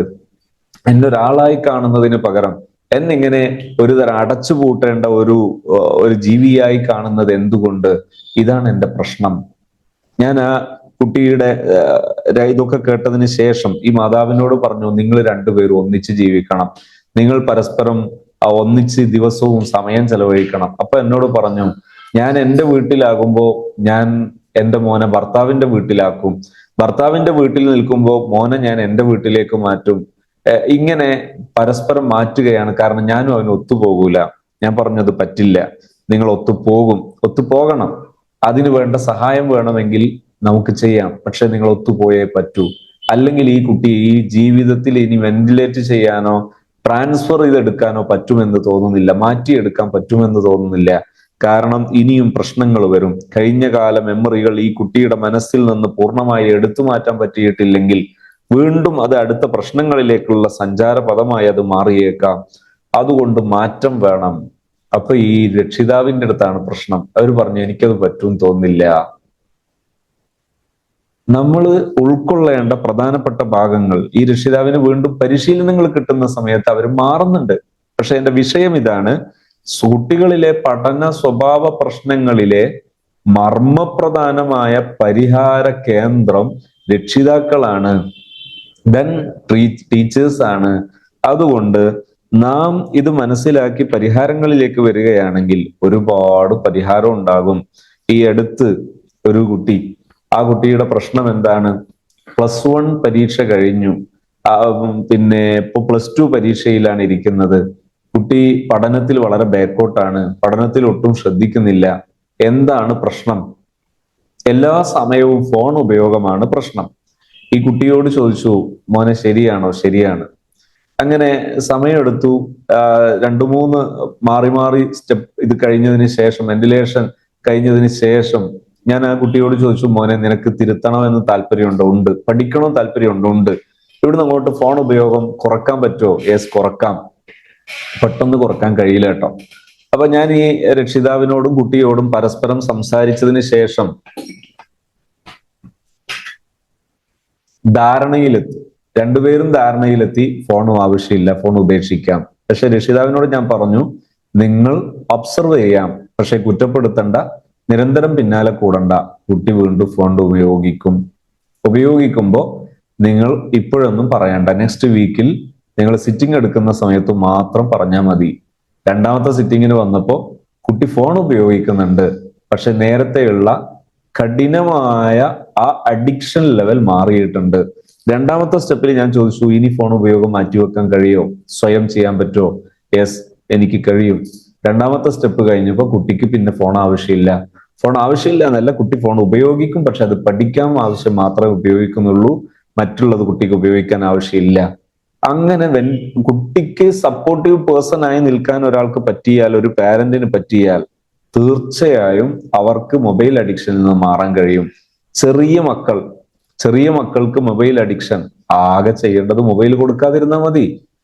കുട്ടികൾ അപ്പോൾ ഒരുപക്ഷെ കരഞ്ഞെന്നിരിക്കും, പക്ഷെ കുറച്ച് കഴിയുമ്പോൾ കുട്ടിക്ക് ആവശ്യമായ, കുട്ടിയുടെ പ്രായാനുസൃതമായ, ഏജ് അപ്രോപ്രിയേറ്റഡ് ആയിട്ടുള്ള ടോയ്സ്, പ്രായാനുസൃതമായ കളിപ്പാട്ടങ്ങൾ സെറ്റ് ചെയ്ത് കൊടുത്താൽ കുട്ടിയുടേതായ നേച്ചർ അനുസരിച്ചുള്ള കളികളിലേക്ക് വരും, കുട്ടി മാറും. ഇതാണ് വേണ്ടത്. ഇതിനെന്ത് വേണം? ഒരു രക്ഷിതാവിന് ട്രെയിനിങ് വേണം, പരിശീലനം വേണം. ഈ പരിശീലനം സാധാരണഗതിയിൽ സിവിയറായ പ്രശ്നങ്ങളൊക്കെ ഉണ്ടെങ്കിൽ പരിഹാരം ഒരു സ്കില്ലായി മാറണമെങ്കിൽ, പരിഹാരം ഒരു മാസം കൊണ്ട് സാധ്യമാണ്, പക്ഷെ സ്കില്ലായി മാറണമെങ്കിൽ ഒരു 3-4 മാസമെങ്കിലും തുടർച്ചയായ ഈ പരിശീലനങ്ങൾക്ക് വിധേയമാണോ എങ്കിൽ നമുക്ക് ഈ പരിഹാര പ്രക്രിയ ഒരു സ്കില്ലാക്കി എടുത്ത് അത് ഡെവലപ്പ് ചെയ്ത് മുന്നോട്ട് പോകാൻ കഴിയും. അതുകൊണ്ട് അത് മനസ്സിലാക്കലാണ്, ട്രെയിനിങ് ഉൾക്കൊള്ളലാണ്, അല്ലെങ്കിൽ ട്രെയിനിങ് ഉപയോഗപ്പെടുത്തലാണ് ഏറ്റവും പ്രധാനപ്പെട്ട കാര്യം. ഇതിലെല്ലാം ഉപരി നമ്മളെ അലട്ടുന്ന മറ്റൊരു പ്രശ്നമാണ് പ്രണയം, മക്കളിലെ പ്രണയം, മാതാപിതാക്കളിലെ പ്രണയം. ഇന്നലെ ഞാൻ തറാവീഹ് നിസ്കരിക്കാൻ വേണ്ടി പോയിക്കൊണ്ടിരിക്കുന്ന സമയത്ത് ഈ ബിരുദമെടുത്ത് ഇറങ്ങിയ ഒരു സുഹൃത്ത്, അദ്ദേഹം പറഞ്ഞു, ഒരു സീരിയസ് ആയിട്ട് ഒരു മാറ്റർ പറയണമായിരുന്നു, ഒന്ന് കാണാൻ പറ്റുമോ? ഞാൻ ചോദിച്ചു, എന്താണ്? അദ്ദേഹം പറഞ്ഞു, സ്വന്തം മാതാവിന് മറ്റൊരു ഭർത്താവല്ലാത്തൊരു അന്യപുരുഷനുമായുള്ള പ്രണയം, ആ പ്രണയത്തിന്റെ പേരിലുള്ള ബാഡ് ആക്ടിവിറ്റീസ് നേരെ കണ്ട മകന്റെ ഒരു പ്രശ്നം പറയാനാണ് അവർ ഈ വിഷയം പറയുന്നത്. ഞാൻ പറഞ്ഞത്, പ്രണയം എന്നത് ഒരു മനുഷ്യനിലെ ഒരു ജൈവികതയാണ്. പക്ഷെ അതിന് സമീപിക്കേണ്ടത് എങ്ങനെയെന്ന് മനസ്സിലായാൽ വളരെ എളുപ്പം അത് പരിഹരിക്കാൻ കഴിയും. അല്ല, പലപ്പോഴും മക്കളിൽ നിന്ന് ഫോൺ വാങ്ങിച്ചു വെച്ച് കഴിഞ്ഞാൽ, അല്ലെങ്കിൽ പെട്ടെന്നൊരു വിവാഹം കഴിപ്പിച്ചൊഴിപ്പിച്ചു കഴിഞ്ഞാൽ അതോടെ എല്ലാം തീരുമെന്ന് ധരിക്കുന്ന ഒരു മൗഢ്യമായ ആശയ ലോകത്താണ് നാം ഉള്ളതെങ്കിൽ അത് ലൈഫ് ലോങ് അലട്ടുന്ന പ്രശ്നമാകും. നിങ്ങൾ കേട്ടിട്ടില്ലേ, 50 വയസ്സുകാരിയായ സഹോദരിയും 50 വയസ്സുകാരനായ ഒരു പഴയ 10ാം ക്ലാസ്സിലെ പത്താം ക്ലാസ്സിലെ ബേച്ചിന്റെ ഗ്യാതറിങ് നടത്തിയിട്ട് അതിൽ കണ്ടുമുട്ടിയതിന്റെ പേരിൽ 50 വയസ്സുകാരനും 50 വയസ്സുകാരിയും ഒളിച്ചോടി. ഇങ്ങനെ കാണാം. അതായത് ഗ്രാൻഡ് ഫാദറും ഗ്രാൻഡ് മദറും തമ്മിൽ, ഗ്രാൻഡ് ഫാദറും കാമുകിയും തമ്മിൽ, അല്ലെങ്കിൽ ഗ്രാൻഡ് മദറും കാമുകനും തമ്മിൽ ഒളിച്ചോടുന്നു, അവർ കൂടി ഒളിച്ചോടുന്നു. അങ്ങനെ വാർത്തകൾ കാണാം. എന്തുകൊണ്ടാണ്? പ്രണയം എന്നതിന്റെ യാഥാർത്ഥ്യം, അതിന്റെ ഒരു സയൻസ് അതെന്താണെന്ന് മനസ്സിലാക്കി ഇടപെടാൻ പരിശീലിച്ചു കഴിഞ്ഞാൽ പാരൻസിന് തന്നെ ഇടപെടാൻ കഴിയുന്ന ഒരു മേഖലയാണ് പലപ്പോഴും ലവ് അഫെയർ. പ്രണയത്തെക്കുറിച്ച് നമ്മുടെ പുതിയ ലോകത്ത്, പ്രത്യേകിച്ച് ആർട്ട് ലോകത്തെന്ന് പറയുമ്പോൾ ദൂഷിച്ച ആർട്ട് ലോകത്തെന്ന് പറയണം. അങ്ങനെ ആർട്ട് ലോകത്ത് ദീർഘകാലം പ്രണയം പവിത്രമാണെന്ന് കൊട്ടിപ്പാടി നടന്ന ചില ദുർബലർ, ആ ദുർബലരുടെ ഈ പ്രവണതകൾ കാരണം പലരും തെറ്റിദ്ധരിച്ചു പ്രണയം പവിത്രമാണ്. പ്രണയം സെക്സിന്റെ ബൈ പ്രൊഡക്റ്റ് ആണ്. അത് ഉൾക്കൊണ്ട് അതിന്റെ യഥാർത്ഥ പരിഹാരം, അതിന്റെ ലൈൻ എന്താണെന്ന് മനസ്സിലാക്കി, ആ അലൈൻമെന്റ് മനസ്സിലാക്കി വർക്കൗട്ട് ചെയ്യാൻ സന്നദ്ധമാണെങ്കിൽ പ്രണയത്തിൽ നിന്ന്, അഥവാ പ്രണയത്തിന്റെ ദുരന്തങ്ങളിൽ നിന്ന് നമ്മുടെ പുതിയ തലമുറയെ മോചിപ്പിച്ചെടുക്കാൻ നമുക്ക് കഴിയും. പക്ഷെ അതും എങ്ങനെ വേണം? അത് ഇതിന്റെ യാഥാർത്ഥ്യം മനസ്സിലാക്കിയിട്ട് ഇടപെടാൻ പരിശീലനം എന്ന അർത്ഥത്തിൽ കിട്ടുമ്പോഴാണ് അവിടെ നമുക്ക് പരിഹാരങ്ങൾ ഉണ്ടാകുന്നത്. മാനസിക പ്രയാസങ്ങൾ പലപ്പോഴും ദീർഘകാലം സൈക്യാട്രിക് മെഡിസിൻ ഉപയോഗിച്ചിരുന്ന പല സുഹൃത്തുക്കളും ഈ സോഫ്റ്റ് സ്കിൽ ഡെവലപ്മെന്റിന്റെ പ്രോഗ്രാമുകളിൽ അറ്റൻഡ് ചെയ്യുകയും അതിൽ മികവ് പുലർത്തുകയും ചെയ്യുന്ന സമയത്ത് പ്രശ്നങ്ങളിൽ നിന്ന് റിക്കവറായി വരുന്നത് ധാരാളം അനുഭവങ്ങൾ കാണാം. ഞാൻ ഈ അടുത്ത് ഓർക്കുകയാണ്, ഒരു 16, 17, 18 വയസ്സുള്ള ഒരു കുട്ടി. ആ കുട്ടി ദീർഘകാലമായി 2 or 3 അതിലേറെയോ മെഡിസിൻ ഇരിക്കുന്ന ഒരു കുട്ടിയായിരുന്നു. അവന്റെ പ്രവണതകൾ, ഒരുപാട് മോശമായ പ്രവണതകളെ കുറിച്ച് പറഞ്ഞു. ഈ പ്രവണതകളൊക്കെ ഉള്ളതിന്റെ പേരിൽ മെഡിസിൻ ഉപയോഗിക്കാറുള്ള കുട്ടിക്ക് ആ കുട്ടിയെ വെന്റിലേറ്റ് ചെയ്യുന്നു, ആ കുട്ടിക്ക് ഈ രീതിയിലുള്ള സപ്പോർട്ടിങ് നൽകുന്നു. അത് കുട്ടി പരിശീലിപ്പിക്കപ്പെട്ടു 1-2 മാസമാകുമ്പോഴേക്ക് യാതൊരു മെഡിസിനും ഇല്ലാതെ കുട്ടി സാധാരണ നില തുടരുന്നു. വളരെ ഭംഗിയായി കാര്യങ്ങൾ മുന്നോട്ട് പോകുന്നു. ഞാൻ ഓർക്കുകയാണ്, ഒരിക്കൽ UAE ഒരു ഹൈജീനിക് ഓഫീസറായി ജോലി ചെയ്യുന്ന ഒരു എഞ്ചിനീയറായ സുഹൃത്ത്, അദ്ദേഹം 5ഓളം മെഡിസിൻ ഉപയോഗിച്ചുകൊണ്ടിരിക്കുന്ന സമയമായിരുന്നു.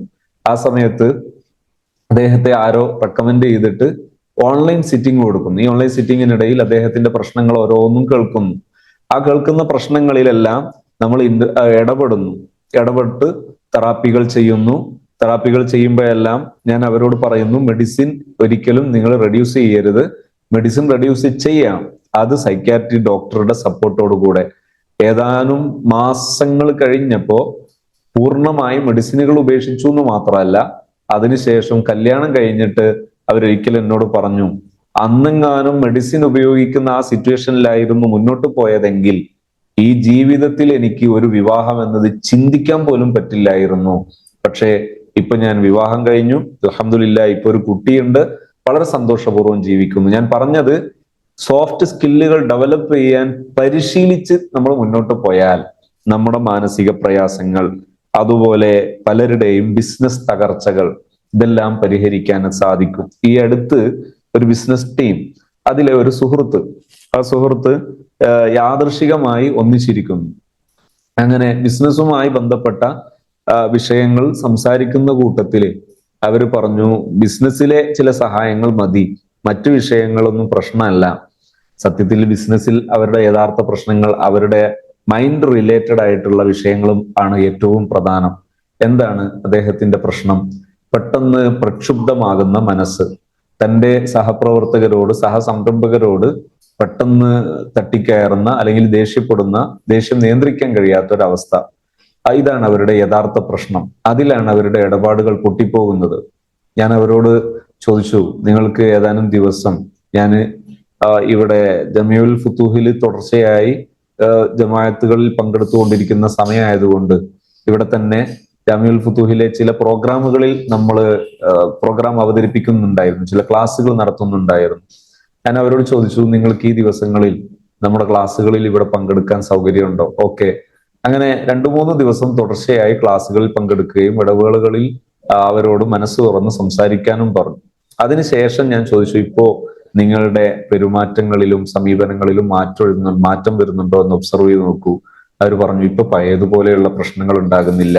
ഇന്ന് രാവിലെയും പ്രശ്നങ്ങൾ നേരത്തെ പോലെ ഉണ്ടായിരുന്നെങ്കിലും ആ പ്രശ്നങ്ങളുടെ പേരിലുള്ള പ്രതിപ്രവർത്തനം അഥവാ അതിന്റെ പേരിലുള്ള പെരുമാറ്റ ദൂഷ്യങ്ങൾ, അൺകൺട്രോൾഡ് ആയിട്ടുള്ള ദേഷ്യപ്രകടനം, ഇതിലെല്ലാം മാറ്റം വന്നപ്പോൾ ബിസിനസിന്റെ പ്രധാന തടസ്സങ്ങൾ മാറുന്നു. ബിസിനസ്സുമായി ബന്ധപ്പെട്ട സാങ്കേതിക വിഷയങ്ങൾ അത് സൈക്കോളജിക്കലായിട്ട് സ്കില്ലുകൾ അടിസ്ഥാനപ്പെടുത്തിയാണെങ്കിൽ അങ്ങനെ പരിശീലിപ്പിക്കാവുന്നതിനപ്പുറം അതിനെല്ലാം പുറമെ നമുക്ക് സ്കിൽ ലെവലിൽ പരിശീലനങ്ങൾ നൽകുകയും അവരുടെ മൈൻഡ് റിലേറ്റഡ് ആയിട്ടുള്ള പ്രത്യേകിച്ച് ഈ സോഫ്റ്റ് സ്കില്ലുകളായി വിളിക്കപ്പെടുന്ന പ്രോബ്ലം സോൾവിങ്, ഡിസിഷൻ മേക്കിംഗ്, അങ്ങനെ തുടങ്ങിയിട്ടുള്ള കോൺഫ്ലിക്റ്റ് റെസൊല്യൂഷൻ, അങ്ങനെ തുടങ്ങിയിട്ടുള്ള സോഫ്റ്റ് സ്കില്ലുകൾ ഇത് നേരെയാകുന്ന സമയത്ത് ബിസിനസ്സിലെ തടസ്സങ്ങൾ മാറുകയും അതിലൂടെ വലിയ ഒരു സംരംഭം അത് വളരെ ഭംഗിയായിട്ട് മുന്നോട്ട് കൊണ്ടുപോകാനും പറ്റുന്നത് കാണാം. ചുരുക്കി പറഞ്ഞാൽ വിദ്യാഭ്യാസ സ്ഥാപനങ്ങളിൽ, കച്ചവട സ്ഥാപനങ്ങളിൽ, നമ്മുടെ കുടുംബ ജീവിതത്തിൽ ഇതിലെല്ലാം ഭംഗിയായി മുന്നോട്ട് പോകാൻ നമ്മെ സഹായിക്കുന്നതാണ് നമ്മുടെ സോഫ്റ്റ് സ്കില്ലുകൾ ഡെവലപ്പ് ചെയ്യുക, അതിന് പരിശീലനത്തിന് വിധേയമാവുക എന്നത്. ഇവിടെ ഈ ഫ്രീ വെബിനാറിലൂടെ നമ്മൾ ഉദ്ദേശിച്ചത് ഒരു മെസ്സേജ് നൽകുക എന്നതാണ്. നമ്മുടെ റമദാനിലെ പ്രോഗ്രാമുകൾ വീക്ഷിച്ച നിരവധി പേർ പലപ്പോഴായിട്ട് സിറ്റിംഗ് ആവശ്യപ്പെട്ടപ്പോൾ എല്ലാവർക്കും സിറ്റിങ്ങുകൾ ഒരുക്കുക എന്നത്, ഇൻഡിവിജ്വൽ സിറ്റിങ്ങുകൾ ഒരുക്കുക എന്നത് സാഹസികമാണ്. അത് റിസൾട്ടിൽ അതിനേക്കാൾ ഭംഗിയാവുക ഗ്രൂപ്പായിട്ടുള്ള ഒരു പ്രോഗ്രാം സെറ്റ് ചെയ്യുമ്പോഴാണ്. അതുകൊണ്ട് തന്നെ ഒരു 1 മന്ത് പ്രോഗ്രാം, ആ 1 മന്ത് പ്രോഗ്രാമിൽ ഷെയറിങ്ങോടുകൂടെ അഥവാ ഓരോരുത്തർക്കും പറയാനുള്ള വിഷയങ്ങൾ ഷെയർ ചെയ്യുകയും അതിന്റെ പരിഹാരങ്ങൾ നിർദ്ദേശിക്കുകയും ആഴ്ചതോറും ഈ പരിഹാര പ്രക്രിയകൾ വിലയിരുത്തി മുന്നോട്ട് പോയി 1 മാസം കൊണ്ട് വളരെ ഒരു വക മൈൽഡോ സിവിയറോ ആണെങ്കിൽ പോലും ആ പ്രശ്നങ്ങളിൽ നമുക്ക് പരിഹാരമുണ്ടാക്കാനും മാറ്റങ്ങൾ ഉണ്ടാക്കാനും കഴിയും എന്ന പ്രതീക്ഷയുള്ളത് കൊണ്ട് സാധാരണ 4 മാസത്തെ ട്രെയിനിങ് പ്രോഗ്രാമിന്റെ ഒരു പാർട്ട്, ആ പാർട്ട് 1 മന്ത് പ്രോഗ്രാമായി ഇവിടെ ഡിസൈൻ ചെയ്തിട്ടുണ്ട്. അതിൽ താല്പര്യമുള്ളവർക്ക് ജോയിൻ ചെയ്യാം എന്ന് അറിയിക്കാൻ കൂടിയാണ് ഇന്ന് ഈ പ്രോഗ്രാം കണ്ടക്ട് ചെയ്തത്. നമ്മുടെ ഇത്തരം പ്രോഗ്രാമിൽ നേരത്തെ പങ്കെടുക്കുകയും ധാരാളം റിസൾട്ടുകൾ അനുഭവിക്കുകയും ചെയ്ത നിരവധി ബഹുമാന്യരായ സുഹൃത്തുക്കൾ ഈ സദസ്സിലുണ്ട്, നിങ്ങളുടെ കൂടെയുണ്ട്. അവരുടെ ജീവിതാനുഭവങ്ങൾ നമ്മുടെ കൂടെ പങ്കുവെക്കും. അവരെ നമുക്ക് കേൾക്കാം, അവരുടെ കൂടെ നമുക്ക് നമ്മുടെ അനുഭവങ്ങൾ കേൾക്കാം ഇൻഷാ അല്ലാഹ്. അതിനുശേഷം താല്പര്യമുള്ളവര് നിങ്ങളുടെ താല്പര്യം ഈ പ്രോഗ്രാം കോർഡിനേറ്റ് ചെയ്ത നമ്പറുകളിൽ അറിയിച്ചാൽ അവർ നിങ്ങൾക്ക് ആവശ്യമായ ഇൻഫർമേഷൻ തരും. ഇത്രയും സമയം നമ്മെ കേൾക്കാൻ മനസ്സ് കാണിച്ച ബഹുമാന്യരായ എല്ലാ സുഹൃത്തുക്കളെയും വളരെ സ്നേഹത്തോടെ ആദരവുകളോടുകൂടെ സന്തോഷം അറിയിക്കുന്നു. Happy from happy zone. അസ്സലാമു അലൈക്കും വറഹ്മത്തുള്ളാഹി വബറകാതുഹു. അൽഹംദുലില്ലാ, നൂറുകണക്കിന് ഫാമിലികളിലും ആളുകളിലും വ്യത്യസ്ത ഫീൽഡുകളിലുള്ള ആളുകൾ നമ്മോട് കൂടെയുണ്ട് അനുഭവങ്ങൾ ഷെയർ ചെയ്യാൻ. അതെല്ലാവർക്കും നല്ലൊരു പാഠമായിരിക്കും. സലാം ഉസ്താദ്. സംസാരിക്കാൻ ഉദ്ദേശിക്കുന്ന ആൾക്ക് ഒന്ന് മൈക്ക് റിലീസ് ചെയ്ത് കൊടുക്കണം കേട്ടോ ജുറൈസ, എന്നിട്ട് അവർ സംസാരിക്കട്ടെ.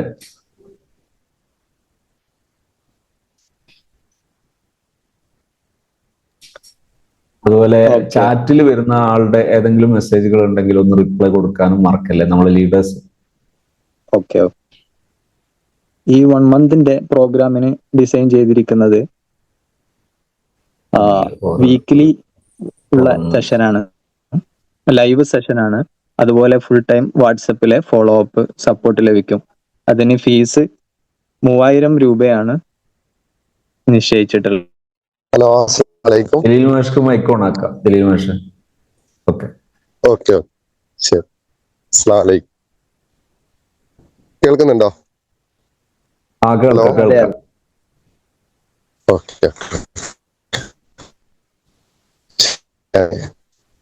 കുറെ ഭാഗങ്ങൾ കേൾക്കുകയും കുറെ ഭാഗങ്ങൾ കേൾക്കാതിരിക്കുകയും ചെയ്തിട്ടുണ്ട്. ഏതായാലും പ്രോബ്ലം സോൾവിങ്ങിനെ കുറിച്ചാണ് സാറിന്റെ ഇതുവരെയുള്ള വളരെ രസകരമായ രൂപത്തിൽ, പെട്ടെന്ന് മനസ്സിലാകുന്ന രൂപത്തിൽ ക്ലാസ് കേട്ടത്. മുമ്പ് നേരത്തെ സാറിന്റെ ക്ലാസ്സിലിരിക്കുന്ന അതേ പ്രതീതി തന്നെ ഇന്നത്തെ ക്ലാസ്സിന് ലഭിച്ചു എന്നുള്ളത് കുറഞ്ഞ സമയം കൊണ്ടാണെങ്കിലും ഒരുപാട് കാര്യങ്ങൾ സാർ പറഞ്ഞു. ഈ ഹാപ്പി സോണിന്റെ ഈ കൂട്ടത്തിലേക്ക് ഞാൻ കൂടിച്ചേരുന്നത്. എന്റെ വോയിസ് കട്ടാകുന്നില്ലല്ലോ? ഹലോ. ഇല്ല, കേൾക്കുന്നുണ്ട് കേൾക്കുന്നുണ്ട്. ഓക്കെ. ഞാനൊരു പുറത്ത് കുറച്ച് റേഞ്ച് കുറഞ്ഞ സ്ഥലത്തായത് കൊണ്ടാണ് അങ്ങനെ ചോദിക്കുന്നത്. Okay okay. അപ്പോ ഓക്കെ. അപ്പോ 2021 ജനുവരി 1 സാറിന്റെ കൂടെ ഹാപ്പി സോണിന്റെ കൂടെ ഞാൻ ചേരുന്നത്. അന്ന് ചേരുന്ന സമയത്ത് പ്രോബ്ലം സോൾവിങ് ഉണ്ട്, നിങ്ങളുടെ വിദ്യാഭ്യാസ കാര്യങ്ങളിലൊക്കെ ഒരുപാട് ഉപകാരപ്പെടുമെന്നൊക്കെ പറഞ്ഞപ്പം ഒരുപാട് ക്ലാസ്സുകൾ എടുക്കുകയും ക്ലാസ്സുകളിലേക്ക് പങ്കെടുക്കുകയൊക്കെ ചെയ്ത എനിക്ക് ഇതിനെ ഒന്ന് എഗെയിൻസ്റ്റ് ചെയ്യണം എന്നായിരുന്നു ആദ്യത്തെ ഉദ്ദേശം. അങ്ങനെയുണ്ടോ, ഞാൻ ഇതുവരെ പഠിക്കാത്തൊരു മേഖലയുണ്ടോ എന്നുള്ള ഒരു തോന്നലും കൊണ്ട് വന്ന ആളായിരുന്നു ഞാൻ. അപ്പോൾ ആദ്യത്തെ ക്ലാസ്സിൽ തന്നെ റിയലുമായിട്ട് ബന്ധപ്പെട്ടുള്ള കാര്യങ്ങളെ കുറിച്ച് ചർച്ച ചെയ്യുകയും എന്നാലേ ഞാൻ പറയുന്നത് കാര്യങ്ങൾ പ്രോബ്ലം സോൾവ് ചെയ്യാൻ സാധിക്കാതിരിക്കുകയും എന്നാൽ ഉസ്താദ് പറയുന്ന കാര്യങ്ങൾ മുഖേന എനിക്ക് പ്രോബ്ലം സോൾവ് ചെയ്യുകയും ചെയ്യുന്ന ഒരു അനുഭവങ്ങൾ മുന്നിൽ വന്നപ്പം ഇതിൻ്റെ കൂടെ കൂടാതെ പറ്റില്ല എന്നുള്ള ഒരു ആത്മവിശ്വാസം എനിക്ക് ലഭിച്ചു. പലപ്പോഴും ഞാൻ ക്ലാസ് എടുക്കാൻ പോകുമ്പോഴും ഒക്കെ ഒരു ഉൾഭയം ഉണ്ടായിരുന്നു. ഈ ഉൾഭയത്തെ എനിക്ക് തീരെ ഇല്ലാതാക്കാൻ പറ്റും. പ്രോബ്ലം സോൾവിങ് എന്ന് പറയുമ്പോൾ ജീവിതത്തിലെ എല്ലാ ഭാഗങ്ങളും പ്രോബ്ലം ഉണ്ട്. ഈ പ്രോബ്ലം കാണുമ്പോൾ ആദ്യം എനിക്ക് ഒരു ഭയമായിരുന്നു, ഇതിനെ എങ്ങനെ നേരിടും. ഇന്ന് ഒരു പ്രോബ്ലം ഉണ്ടാകുമ്പം എനിക്കത് പവർ നൽകാനുള്ളതാണ്, എനിക്കത് ഒരുപാട് ഉപകാരം ഉണ്ടാകും, എൻ്റെ ജീവിതത്തിൻ്റെ ലൈഫിനെ മാറ്റിമറിക്കാൻ സാധിക്കുമെന്നുള്ള ഒരു ഉത്തമ വിശ്വാസത്തിലൂടെ അതിനെ നേരിടാൻ തുടങ്ങിയപ്പം പ്രോബ്ലങ്ങൾ വരാൻ വേണ്ടി കാത്തു നിൽക്കുന്ന ഒരാളെ പോലെയായിട്ട് ഞാനിന്ന് മാറിയിട്ടുണ്ട്. ഇന്നിപ്പം ജുറൈസ് എന്നെ വിളിച്ചിട്ട് ഒരു കുറഞ്ഞ സമയം സംസാരിക്കണം, ഒരുപാട് വിഷയങ്ങളുടെ നടുക്ക് നിന്നാണ് ഞാൻ സംസാരിക്കുന്നത്. ആ സമയത്ത് പോലും എനിക്ക് യാതൊരു പ്രയാസവും അനുഭവപ്പെടുന്നില്ല. അവിടുന്ന് മാറി നിൽക്കുമ്പോൾ അവിടെ എന്തെങ്കിലും നഷ്ടപ്പെട്ടു പോകുമോ എന്നുള്ള പേടിയില്ല. ഇവിടെ നിങ്ങൾ സംസാരിക്കാതായി പോവോ, എന്ത് സംസാരിക്കുമോ, എങ്ങനെ സംസാരിക്കാതിരിക്കുമോ എന്നുള്ള ഭയവും എനിക്കില്ല. പിന്നെ ജീവിതത്തിൻ്റെ ഓരോ സ്ഥലത്തെ ഉദാഹരണങ്ങൾ എടുത്ത് പറയുകയാണെങ്കിൽ എനിക്ക് ഈ ഒരു നിശ്ചിത സമയമൊന്നും മതിയാവുമെന്ന് എനിക്ക് തോന്നുന്നില്ല. കാരണം അത്രയും എനിക്ക് പറയാനുണ്ട്. എൻ്റെ ഫാമിലി ലൈഫിലായിക്കോട്ടെ, എൻ്റെ സ്കൂൾ ജീവിതത്തിലായിക്കോട്ടെ, എൻ്റെ പുറത്ത് ജനങ്ങളുമായിട്ട് ഇടപെടുന്ന കാര്യത്തിലായിക്കോട്ടെ, സുഹൃത്തുക്കളായിക്കോട്ടെ, മക്കളുടെ കാര്യത്തിലായിക്കോട്ടെ, ഒക്കെ വ്യത്യസ്തമാണ്. ഒരു ചെറിയ ഉദാഹരണം, ഞാൻ ആദ്യമൊക്കെ ഒരുപാട് ഉദാഹരണങ്ങൾ പറയാറുണ്ട്. ഒരുപാട് ഉദാഹരണങ്ങളിലേക്കൊന്നും പോകുന്നതിനുള്ളൊരു സമയം ഇല്ല എന്നുള്ളത് കൊണ്ട് വളരെ ചെറിയതാണ്. എൻ്റെ സ്കൂളിലുണ്ടായ ഒരു സംഭവം മാത്രം പറയാം. സ്കൂളിലെ ഒരു കുട്ടി സ്കൂളിലേക്ക് വരാതിരിക്കുന്ന ഒരവസ്ഥ ഉണ്ടായി. ഈ കുട്ടി തീരെ വരാതിരിക്കുന്ന ഒരവസ്ഥ. ഇതിനെ എങ്ങനെ പരിഹരിക്കും എന്നുള്ളതാണ് അവിടുന്ന് ചർച്ച ചെയ്തത്. സ്വാഭാവികമായിട്ടും ഞാൻ ഏറ്റെടുക്കേണ്ട ഒരു വിഷയമല്ലാത്തത് കൊണ്ട് തന്നെ ഞാൻ അത് കൂടുതൽ മൈൻഡ് ചെയ്തിരുന്നില്ല. പക്ഷേ അവരുടെ അടുക്കലുള്ള എല്ലാ പ്രോബ്ലം സോൾവ് ചെയ്യാനുള്ള എല്ലാ സ്കില്ലും അവർ ഉപയോഗപ്പെടുത്തിയിട്ടും അത് പരിഹരിക്കാൻ പറ്റിയില്ല. അങ്ങനെയാണ് എന്നോട് ഈ വിഷയം പറയുന്നത്. കാരണം ഞാനുമായിട്ട് ഇടപെടുന്ന കുട്ടിയല്ലാത്തത് കൊണ്ട് തന്നെ ഞാനതിനെ കൂടുതൽ അഡ്രസ്സ് ചെയ്തിരുന്നില്ല. പക്ഷെ എൻ്റെ മുന്നിലെത്തിയപ്പോൾ ഞാൻ പറഞ്ഞു, ഈ കുട്ടിയെ നമുക്ക് പരിഹരിക്കാം. ഈ രക്ഷിതാവ് വന്നു, രക്ഷിതാവുമായിട്ട് സംസാരിച്ചപ്പോൾ രക്ഷിതാവിൻ്റെ കാര്യങ്ങളിൽ നിന്ന് എനിക്ക് കാര്യങ്ങൾ കൃത്യമായിട്ട് ബോധ്യപ്പെട്ടു. പിന്നീട് രക്ഷിതാവിന് ചില നിർദ്ദേശങ്ങൾ ഞാൻ കൊടുക്കുകയാണ്. ആ നിർദ്ദേശങ്ങൾ എൻ്റെ വകയിൽ ഉണ്ടാക്കിയൊന്നുമല്ല, ഉസ്താദിൻ്റെ ക്ലാസ്സിലിരുന്ന് സ്കില്ലായി മാറിയ ചില അനുഭവങ്ങളാണ്. ആ അനുഭവങ്ങൾ വെച്ച് പറഞ്ഞപ്പോൾ വളരെ കൃത്യമായി ആ കുട്ടി സ്കൂളിലേക്ക് വരാനോ ആ കുട്ടി സ്കൂളിൽ മികച്ച ഒരു കുട്ടിയായി മാറുന്ന ഒരവസ്ഥയും ഉണ്ടായി. ഇതുപോലെ ഒരുപാട് അനുഭവങ്ങൾ എൻ്റെ ജീവിതത്തിൽ തന്നെ, എൻ്റെ ലൈഫിനെ തന്നെ എനിക്ക് മാറ്റിമറിക്കാൻ ഒരുപാട് സാധിച്ചിട്ടുണ്ട്. ഈ കുറഞ്ഞ സമയം എനിക്ക് തന്നതിന് ഈ ഹാപ്പി സോണിൻ്റെ അണിയറ പ്രവർത്തകരോട് പ്രത്യേകം നന്ദി അറിയിക്കുന്നു. ഇനിയും ആവശ്യമുള്ള, പിന്നെ ഉസ്താദിനെ കുറിച്ച് പറയുകയാണെങ്കിൽ ഉസ്താദിൻ്റെ ക്ലാസ് കൂടിയാൽ ഒരിക്കലും മോശമില്ല. ഞാൻ പല വേദികളിലും പറയപ്പെടുന്ന ഒരു ഉദാഹരണമുണ്ട്. ആ ഉദാഹരണം തന്നെ ഇവിടെ പറയാം. പിന്നെ ഒരു ടീം ഒരിക്കലും കാട്ടിൽ പോയിട്ട് കുറേ 10 വിറകുകൾ വെട്ടിക്കൊണ്ടുവന്നു, ചന്തയിൽ കൊണ്ടുപോയി വിറ്റു. ചന്തയിൽ കൊണ്ടുപോയി വിറകായിരുന്നില്ല, മരങ്ങൾ കൊണ്ടുപോയി വിറ്റപ്പം 20,000 രൂപ കിട്ടി 10 മരത്തിന്. ഒരു മാസത്തിന് ശേഷം വീണ്ടും അവർ 10 മരങ്ങൾ വെട്ടിക്കൊണ്ടുവന്നു. അന്ന് 50,000 രൂപ കിട്ടി ഈ 10 മരത്തിന് തന്നെ. പിന്നീട് 10 മരങ്ങൾ വെട്ടിക്കൊണ്ടുവന്നപ്പോൾ 2 ലക്ഷം രൂപ കിട്ടി. പിന്നീട് 10 മരം വെട്ടിക്കൊണ്ടുവന്നപ്പോൾ 5,000 രൂപ കിട്ടിയുള്ളൂ. അപ്പോൾ ഇവർക്ക് വലിയ സംശയം, കാരണം എല്ലാ ദിവസവും ഒരേപോലെ തന്നെ 10 മരങ്ങൾ തന്നെയാണ് വെട്ടുന്നത്, പക്ഷെ പൈസ വ്യത്യാസം വരുന്നു. ഇതെന്തുകൊണ്ടാണെന്ന് അവരന്വേഷിച്ചു. അപ്പോൾ അവരന്വേഷിച്ചപ്പോൾ അവരോട് പറഞ്ഞു, ഈ 10 മരത്തിൽ ആദ്യം കൊണ്ടുവന്നതിൽ ഒരു ചന്ദന മരം ഉണ്ടായിരുന്നു, പിന്നെ കൊണ്ടുവന്നതിൽ 5 ഉണ്ടായിരുന്നു, ഇങ്ങനെ പിന്നെ അവസാനം കൊണ്ടുവന്ന 2 ലക്ഷം കിട്ടിയതിൽ ഒരുപാട് ചന്ദന മരങ്ങൾ ഉണ്ടായിരുന്നു എന്ന് പറഞ്ഞു. അപ്പോൾ ചന്ദന മരം ഏതാണെന്ന് അവർ മനസ്സിലാക്കി. പിന്നീട് ചന്ദന മരങ്ങൾ മാത്രം വെട്ടിക്കൊണ്ടുവന്ന് അവർ വിൽക്കാൻ തുടങ്ങിയപ്പോൾ വലിയ എമൗണ്ട് അവർക്ക് കിട്ടുന്ന രൂപയായി. ഇതുപോലെ മൂല്യം ഏതാണെന്ന് മനസ്സിലാക്കി ഉസ്താദിൻ്റെ കൂടെ കൂടിയത് കൊണ്ട് എനിക്ക് എൻ്റെ ജീവിതത്തിൽ ഒരുപാട് ഉപകാരങ്ങൾ ഉണ്ട്. ഇതുപോലെ ഈ വെബിനാറിൽ പറ്റുന്നവർക്കൊക്കെ പങ്കെടുക്കുക. നിങ്ങളുടെ ജീവിതത്തിൽ ഒരുപാട് മൂല്യങ്ങൾ, നിങ്ങളുടെ ജീവിതത്തിൽ മൂല്യം ഉണ്ടായിട്ടില്ലെങ്കിൽ അതിൻ്റെ നഷ്ടം എന്താണെന്ന് നമുക്ക് പറയാൻ പറ്റില്ല. കാരണം അതാണ് ജീവിതത്തിൽ എനിക്ക് കണ്ടത്. എൻ്റെ കൂടെ കൂടിയവർക്കും അന്ന് എൻ്റെ കൂടെ ക്ലാസ്സിന് ഇരുന്നവർക്കൊക്കെ ഒരുപാട് ഉപകാരങ്ങൾ ഉണ്ടായിട്ടുണ്ട്. ഇത്രമാത്രമാണ് ഈ സമയത്ത് എനിക്ക് പറയാനുള്ളത്. പ്രത്യേകിച്ച് ഉസ്താദിന് ഒരുപാട് നന്മകൾ ഉണ്ടാകട്ടെ എന്ന് ആശംസിക്കുന്നു. കൂടാതെ ഹാപ്പി സോണിന് എല്ലാവിധ നന്ദി അറിയിച്ചുകൊണ്ട് എൻ്റെ വാക്കുകൾ അവസാനിപ്പിക്കുന്നു. ഓക്കെ, വളരെ സന്തോഷം. സാറ് ഒരുപാട് മേഖലകളിൽ ഇടപെടുന്നതാണ്, അധ്യാപനത്തിലും മറ്റ് ലീഡിങ്ങുകളിലും ഒക്കെ. കഴിഞ്ഞ മാസമാണ് ഒരു പോലീസ് ഇൻസ്പെക്ടർക്ക് പരിഹരിക്കാൻ കഴിയാത്തൊരു വിഷയം ഡീൽ ചെയ്തിട്ട് പരിഹരിച്ചതൊക്കെ നമ്മളോട് ഷെയർ ചെയ്തത്. എല്ലാ സന്തോഷങ്ങളും. ഹസ്ന ലൈനിലുണ്ടോ? ലേഡീസിൽ നിന്ന് സംസാരിക്കാം. ഉണ്ട്.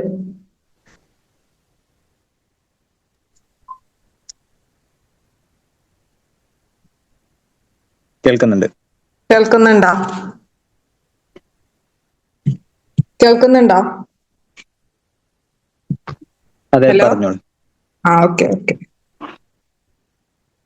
ഞാന് ഇതുപോലെ ഒരുപാട് പ്രശ്നങ്ങൾക്കിടയിൽ നിന്നാണ് ഈ ഹാപ്പി സോൺ സെന്റർക്ക് എത്തുന്നത്. എന്റെ അവസ്ഥ എന്താന്ന് വെച്ചാ, എന്റെ സ്വന്തം വീട്ടിൽ എനിക്ക് നിൽക്കാൻ കഴിയാത്തൊരവസ്ഥയാണ്.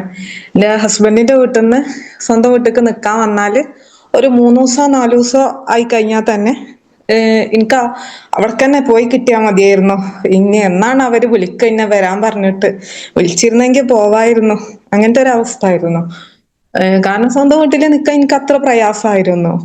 എന്നാ അവിടെ എത്തിക്കഴിഞ്ഞാലോ, ഇനി എന്നാ ഞാൻ എന്റെ വരിക്ക് പോവാനാവുക.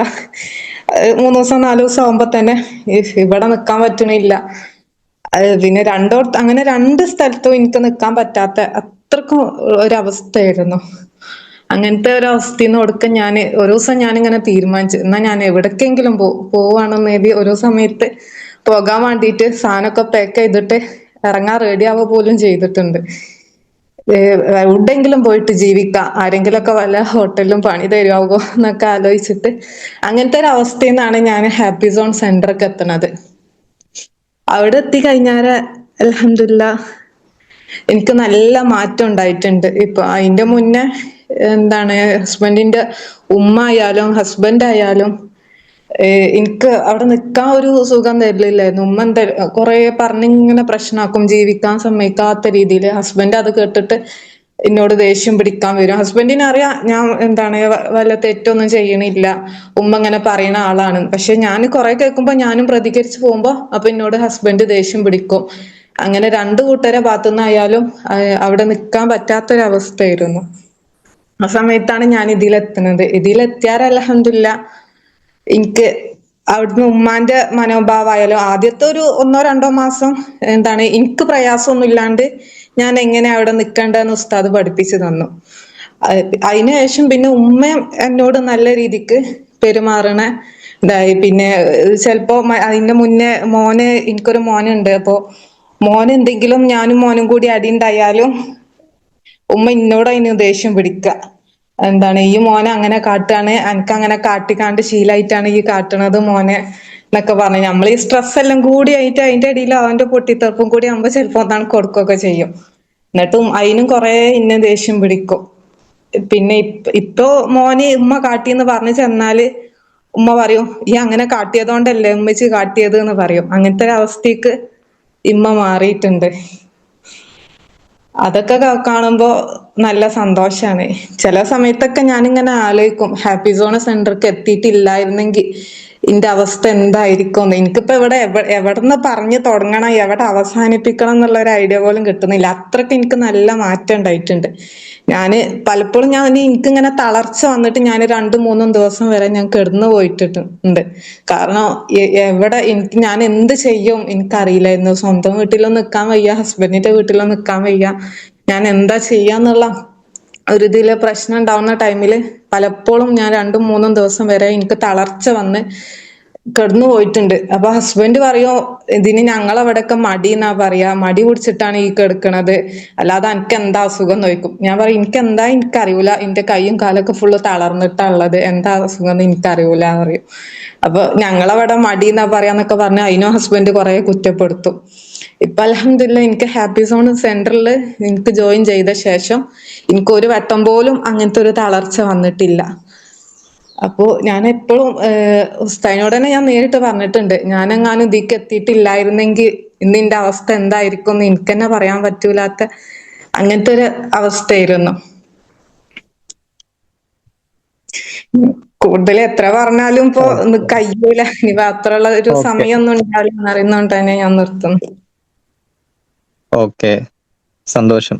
ജീവിതത്തില് വലിയ മാറ്റം ഉണ്ടാക്കുകയും ഒരുപാട് ആളുകൾക്ക് ഈ രൂപത്തിൽ പരിഹാരങ്ങൾ ചെയ്തു കൊടുക്കുകയും കഴിയും കൂടി ചെയ്ത ആളാണ്. പിന്നെ മറ്റ് ആരാ സംസാരത്തില് വരുന്നത്? ഹലോ, ഇഖ്ബാൽ കേൾക്കുന്നുണ്ടോ? ഉസ്താദ്. ഓക്കെ, പറഞ്ഞോളൂ മുംതാസ് മാഡം. ഇത് ഓഫ്ലൈനില് അതേ റിസൾട്ട് ഇപ്പൊ നമുക്ക് ഓൺലൈനിൽ കിട്ടുമോ പ്രോബ്ലം സോൾവിങ് ആവുമ്പോ? അതെ അതെ, ഇതില് സെഷനിൽ നമ്മൾ ചെയ്യുന്നത് ഓരോ ആളുകളുടെയും വിഷയം എന്താണോ അത് അഡ്രസ് ചെയ്തുകൊണ്ട് സംസാരിക്കുകയും അവരെ ലൈഫിൽ അതെങ്ങനെ അപ്ലൈ ചെയ്യണം എന്ന് നിർദ്ദേശിക്കുകയാണ് ചെയ്യുക. അതില് പൂർണ്ണമായിട്ടും ഒരാഴ്ച നിർദ്ദേശിച്ചത് മുതൽ അടുത്ത ആഴ്ച വരെ ഇവരെ എങ്ങനെ പ്രാക്ടീസ് ചെയ്യണം എന്നുള്ളത് പറയുന്നു. അടുത്ത ആഴ്ചയിൽ ആ മാറ്റം എത്രത്തോളമാണ് ഉള്ളത് എന്ന് അവരടുത്ത സെഷനിൽ സംസാരിക്കുകയും അതിലെന്ത് സംശയം ഉണ്ടെങ്കിലും സപ്പോർട്ട് ചെയ്ത് കൊടുക്കുകയാണ് ചെയ്യുന്നത്. അപ്പോൾ നമ്മൾ പൂർണ്ണമായിട്ട് സെഷനിൽ അറ്റൻഡ് ചെയ്യുകയും നമ്മുടെ ലൈഫ് ഷെയർ ചെയ്യാൻ റെഡി ആവുകയും ചെയ്യുമ്പോൾ ഇതിന്റെ മാറ്റം നമുക്ക് ഓൺലൈനിലും ഓഫ്ലൈനിലും ഒരുപോലെ തന്നെ ഉണ്ടാകുന്നതാണ്. രണ്ട് രൂപത്തിലും നമ്മുടെ സെഷനുകൾ നടക്കുന്നുണ്ട്. ഇപ്പോ ചാറ്റിൽ ചില ആളുകൾ ചോദിച്ചിട്ടുണ്ട് നമ്മുടെ സെന്ററുകൾ എവിടെയൊക്കെയാണ് ഉള്ളത് എന്ന്. സെന്റർ നിലവിൽ മലപ്പുറം, തിരൂര്, അതുപോലെ നോളജ് സിറ്റിയുടെ അടുത്ത്, പിന്നെ വണ്ടൂര് ഒക്കെ നമ്മുടെ സെന്ററുകൾ പ്രവർത്തിക്കുന്നുണ്ട്.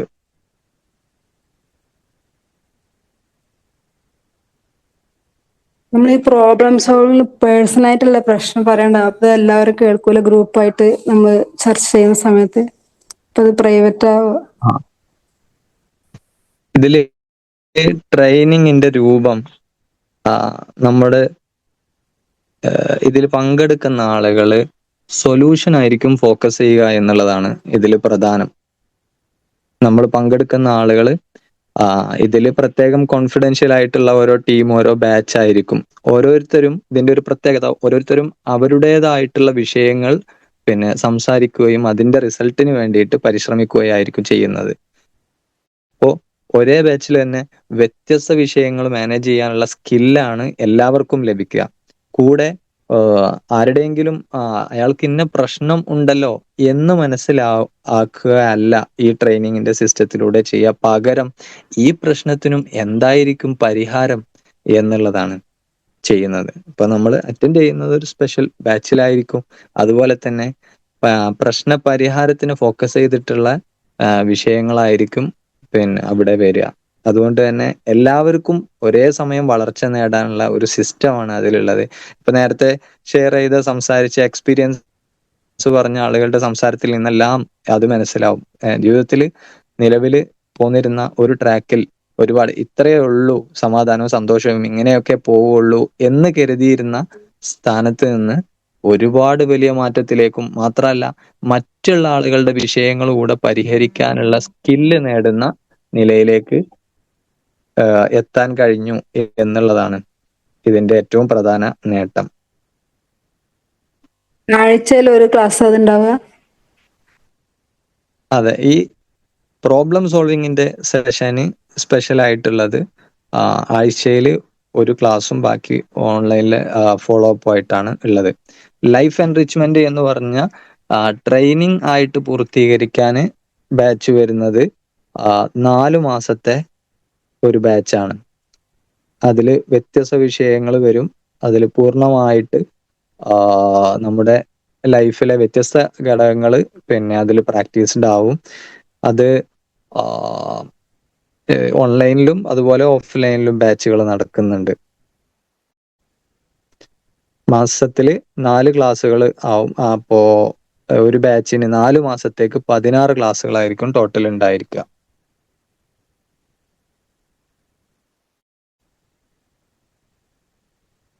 അതിൽ പ്രോബ്ലം സോൾവിങ് മാത്രമല്ല വിഷയങ്ങൾ വരിക. പലർക്കും പല ഫീൽഡുകൾ ഡെവലപ്പ് ചെയ്യാനുണ്ടാവും. നിലവിൽ ഇപ്പൊ ഏതെങ്കിലും ഒരു ബിസിനസ് അല്ലെങ്കിൽ ഒരു അധ്യാപനത്തിൽ അവർക്ക് നിലവിലുള്ള സാഹചര്യത്തിൽ നിന്ന് കൂടുതൽ ഡെവലപ്പ് ചെയ്യാനും പിന്നെ അറ്റൻഡ് ചെയ്യുന്നവരുണ്ട്. അതുപോലെ തന്നെ വിഷയങ്ങൾ പരിഹരിക്കാനും അറ്റൻഡ് ചെയ്യുന്നവരുണ്ട്. പ്രോബ്ലം സോൾവിങ്ങിന്റെ 1 മാസത്തെ ഈ പറഞ്ഞ ബാച്ച് അടുത്ത വീക്ക് തന്നെ ആരംഭിക്കുന്നത്. അത് ഓൺലൈൻ ആയിട്ടാണുള്ളത്. അത് നാട്ടിലുള്ളവർക്കും ഇല്ലാത്തവർക്കും ഒക്കെ പങ്കെടുക്കാവുന്ന അങ്ങനെയുള്ള ഒരു ബാച്ചാണ്. അതിന് 4 സെഷനാണ് ലൈവ് ആയിട്ടുള്ള ഉണ്ടാകുക. ഓക്കെ, വേറെ ആരപ്പോ ഇത് ചോദിച്ചല്ലോ? അതെ, നോമ്പിനുണ്ട്. 3000 ആണ്.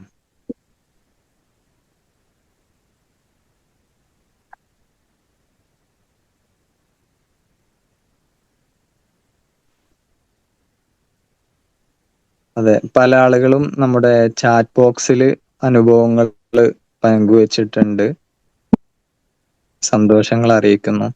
ഇവിടെ ഹാപ്പി സോൺ എന്നുള്ളത് അതിനെ കുറിച്ച് ഷോർട്ടായിട്ട് പറയുകയാണെന്നുണ്ടെങ്കിൽ 8 വർഷത്തോളം ഈ ഒരു ഫീൽഡിൽ വ്യത്യസ്തമായിട്ടുള്ള ഇങ്ങനെ ഉപയോഗപ്പെടുത്തണം എന്ന ഒരു ലക്ഷ്യത്തിൽ മാത്രം ഡിസൈൻ ചെയ്തിട്ടുള്ള ഹാപ്പി സോൺ എന്ന പേരിൽ നിലവിൽ ലക്ഷങ്ങൾ മാർക്കറ്റിൽ വിലയുള്ള കോഴ്സുകളാണ് ഇന്റഗ്രേറ്റ് ചെയ്തുകൊണ്ട് നൽകുന്നത്. ഇതിൽ പ്രധാനമായിട്ടും അധ്യാപകർക്കും രക്ഷിതാക്കൾക്കും ഉപകരിക്കുന്ന രൂപത്തിലാണ് ഇതിന്റെ കോഴ്സുകളും കാര്യങ്ങളും ഒക്കെ ഡിസൈൻ ചെയ്തിട്ടുള്ളത്. ഈ ഓരോ സൊസൈറ്റിയെയും ലീഡ് ചെയ്യുന്നത് അധ്യാപകരും മുഅല്ലിമീങ്ങളും മുദരിസുമാരും ആയിട്ടുള്ള ആളുകളാണല്ലോ. അവരുടെ പ്രവർത്തനങ്ങളുടെ ഫീൽഡുകളിൽ ഉണ്ടാകുന്ന മാറ്റങ്ങൾ, ഒരു ഉമ്മ കുടുംബത്തിൽ വരുത്തുന്ന മാറ്റങ്ങൾ, അത് ആ കുടുംബത്തെ മൊത്തം വലിയ പോസിറ്റീവായ മാറ്റങ്ങളിലേക്ക് കൊണ്ടുപോകാൻ പറ്റും. അതുപോലെ ഒരു ഉപ്പ, അവരുടെ പ്രവർത്തനങ്ങൾ കൂടുതൽ മാനസികപരമായിട്ടും ഇസ്ലാമികപരമായിട്ടും ഡെവലപ്പ് ചെയ്യാനും കമ്മ്യൂണിറ്റിയെ എംപവർ ചെയ്യുക എന്നുള്ളത് നമ്മളെ പ്രധാന ലക്ഷ്യം. അൽഹംദുലില്ലാഹ്, ആയിരക്കണക്കിന് കുടുംബങ്ങളിൽ ഇപ്പോൾ നിലവിൽ ഇതിന്റെ ഉപകാരങ്ങൾ നമ്മൾ കണ്ടു. നേരത്തെ കുറെ അനുഭവങ്ങൾ ഉസ്താദ് പറയുകയും ചെയ്തു. ഇനി ഷെയർ ചെയ്യാൻ ആരെങ്കിലും താല്പര്യപ്പെടുന്നുണ്ടെങ്കിൽ വരട്ടോ, ഷെയർ ചെയ്യാ. ജുവേരിയ മാഡം, അതുപോലെ സലാം ഉസ്താദ്, സബീലതൻ ഒക്കെ ലൈനിലുണ്ട്. അസ്സലാമു എനിക്കൊരു കാര്യം ചോദിക്കാനുണ്ടായിരുന്നു. സലാം. പിന്നെ ഉസ്താദിന്റെ ബിസിനസ് സംബന്ധമായ ജോലി സംബന്ധമായ എന്തെങ്കിലും കോഴ്സ് ഉണ്ടോ? ഇതില് ഒരു പ്രത്യേക ഫീൽഡിൻ്റെതാണോ? ഇതിൽ വീട്ടില് നമ്മളെ ചെയ്യുന്നത് കരിയർ ലൈഫ് എൻറിച്ച്മെന്റ് ട്രെയിനിങ് തന്നെയാണ് എല്ലാ ഫീൽഡിലും ഉള്ള ആളുകൾക്ക്. അത് വ്യക്തിപരമായിട്ട് ആയിരിക്കും, അതായത് ഇൻഡിവിജ്വൽ ഫോക്കസ്ഡ് ആയിരിക്കും. ഇപ്പോ നിങ്ങൾക്ക് ബിസിനസ്സുമായി ബന്ധപ്പെട്ട വിഷയമാണ് സംസാരിക്കാൻ ഉണ്ട് എന്നുണ്ടെങ്കിൽ അതിൽ നിങ്ങൾ എന്താണ് ആഗ്രഹിക്കുന്നത്, നിങ്ങളുടെ നിലവിലുള്ള പൊസിഷൻ എന്തൊക്കെയാണ് ചെയ്യുന്നത്, എത്തരം രൂപത്തിലുള്ള പ്രയാസമാണ് നിങ്ങൾ അനുഭവിക്കുന്നത്, അതിനെങ്ങനെയാണ് പരിഹാരം നേടേണ്ടത് എന്നുള്ളത് നിർദ്ദേശിക്കുകയും ഓരോ വീക്കിലിയും സ്റ്റെപ്പ് ബൈ സ്റ്റെപ്പ് ആയിട്ടുള്ള പ്രോഗ്രസ്സിലേക്ക് നീങ്ങാനുള്ള സപ്പോർട്ടാണ് അതിൽ ലഭിക്കുക.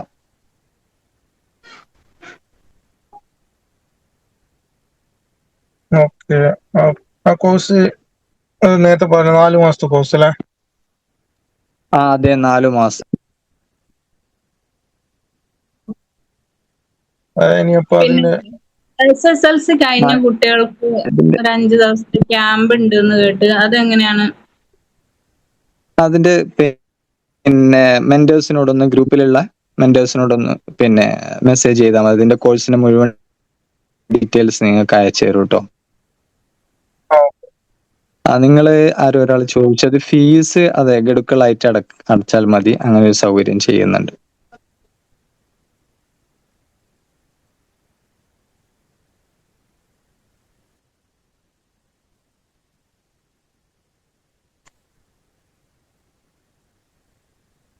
നവാസ് ഉസ്താദ് ലൈനിലുണ്ട്.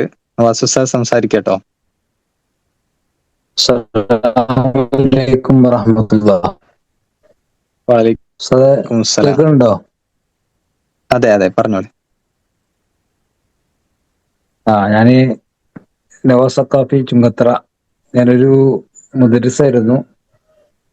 എൻ്റെ ഇടയിൽ ഒരു സ്ട്രോക്ക് വന്നാണ്ട് ഒരു ഭാഗം കൊഴിഞ്ഞു പോയി. ഞാൻ പറയണ വിഷയം എന്ന് വെച്ചാല്, എനിക്ക് 2 ആൺകുട്ടികളാണുള്ളത്.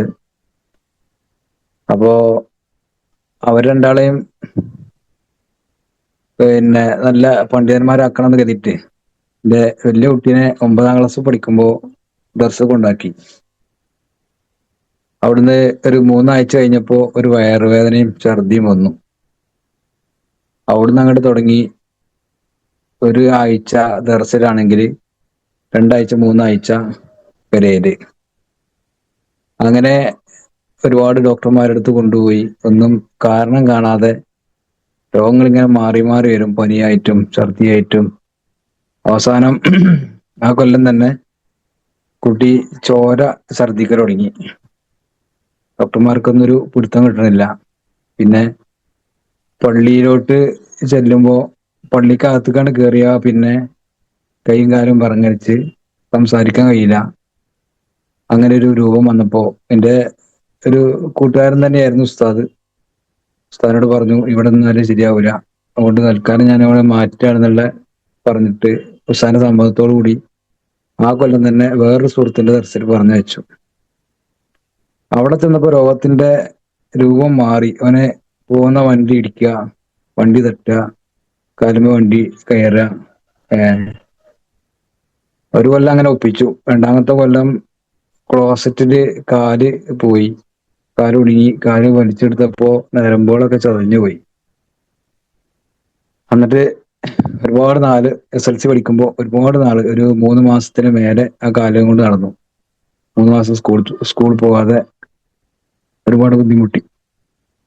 പിന്നീട് അവിടുന്ന് ഇങ്ങോട്ട് ഓരോരോ അസുഖങ്ങൾ മാറി മാറി ഇങ്ങനെ വരിക.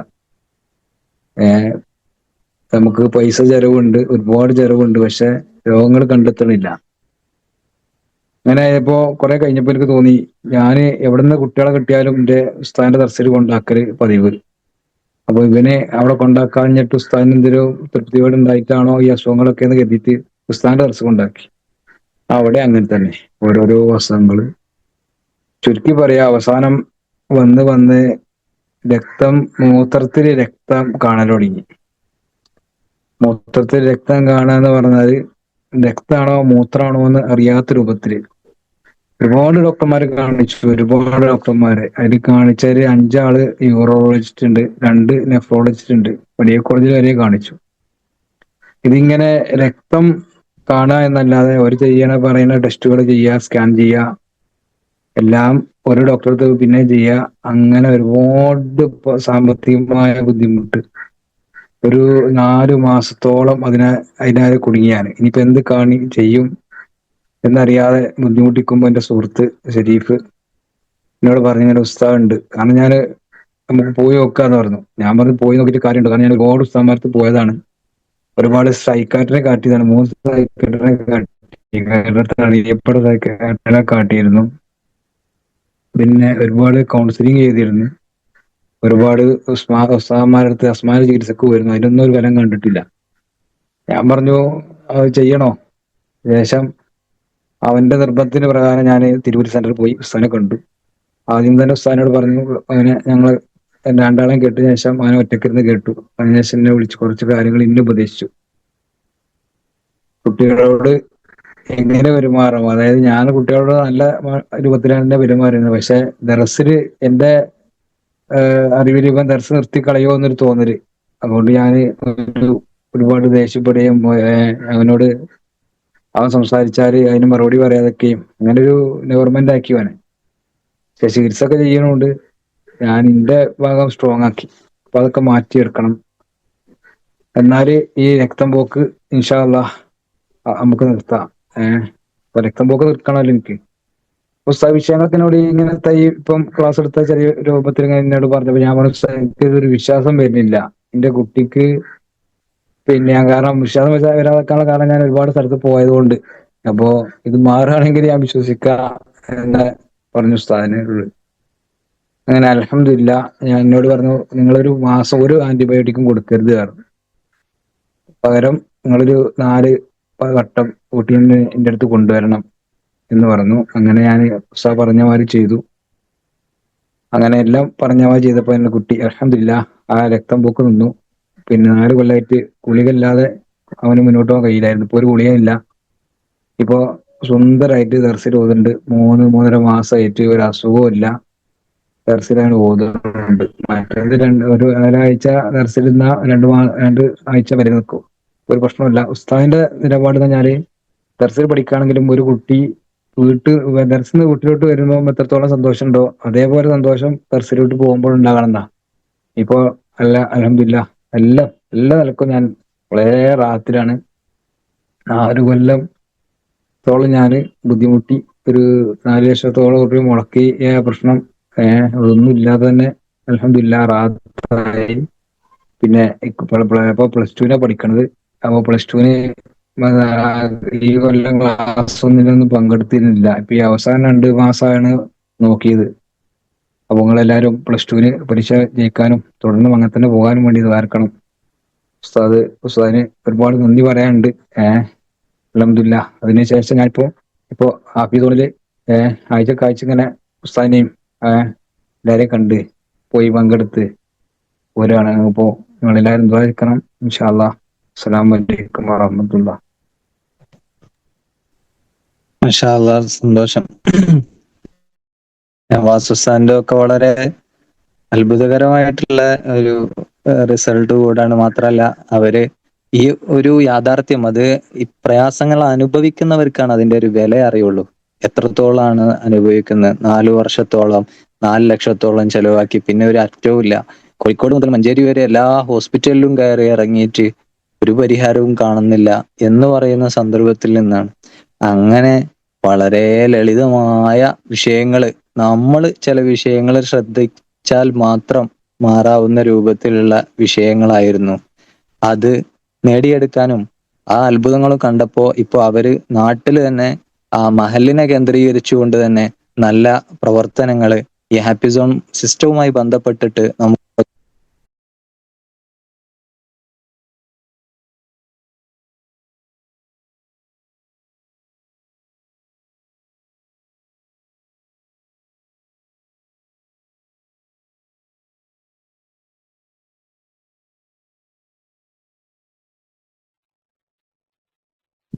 നാട്ടിൽ തന്നെ ഇങ്ങനെ ഒരു പ്രൊജക്ട് വേണം. ഈ പിന്നെ ഹാപ്പി സോണിന്റെ സിസ്റ്റം ഒക്കെ എടുക്കുകയാണ് നമ്മൾ.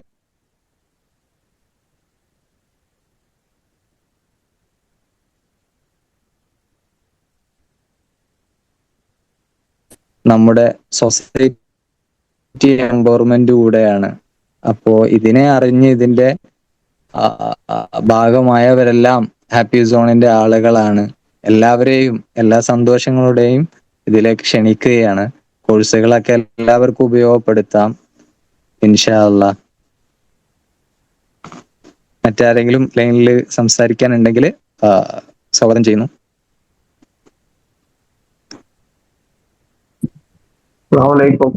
കേൾക്കുന്നുണ്ടോ? വലൈക്കും അസ്സലാം. ഞാനൊരു മദ്രസ അധ്യാപകനാണ്. അപ്പോ ക്ലാസ്സൊക്കെ ഒന്ന് ഉഷാറാക്കാന്ന് വിചാരിച്ചിട്ടാണ് ഉസ്താദിന്റെ ക്ലാസ്സിൽ ജോയിൻ ചെയ്തത്. എന്റെ ക്ലാസ് ഞാൻ പരിചയപ്പെട്ടത് യാദൃശ്ചികമായിട്ട് തിരുവങ്ങാടി ഉസ്താദിന്റെ ഒരു സെക്ഷൻ ഉണ്ടായിരുന്നു. അങ്ങനെ അവിടെ പോയി വേറെ പകരാണ് ഞാൻ അവിടെ പങ്കെടുത്തത്. അങ്ങനെ ഉസ്താദിന്റെ ക്ലാസ്സിലൊക്കെ ഇൻട്രസ്റ്റ് ഏതായാലും ഞാൻ മലപ്പുറം സെന്ററിൽ ജോയിൻ ചെയ്തു.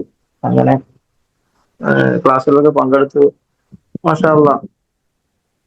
അതുവരെ ഞാൻ ക്ലാസ്സിൽ വടിയെടുക്കുക, ചീത്ത പറയാ, അങ്ങനത്തെ സെറ്റൊക്കെ ആയിരുന്നുണ്ട്.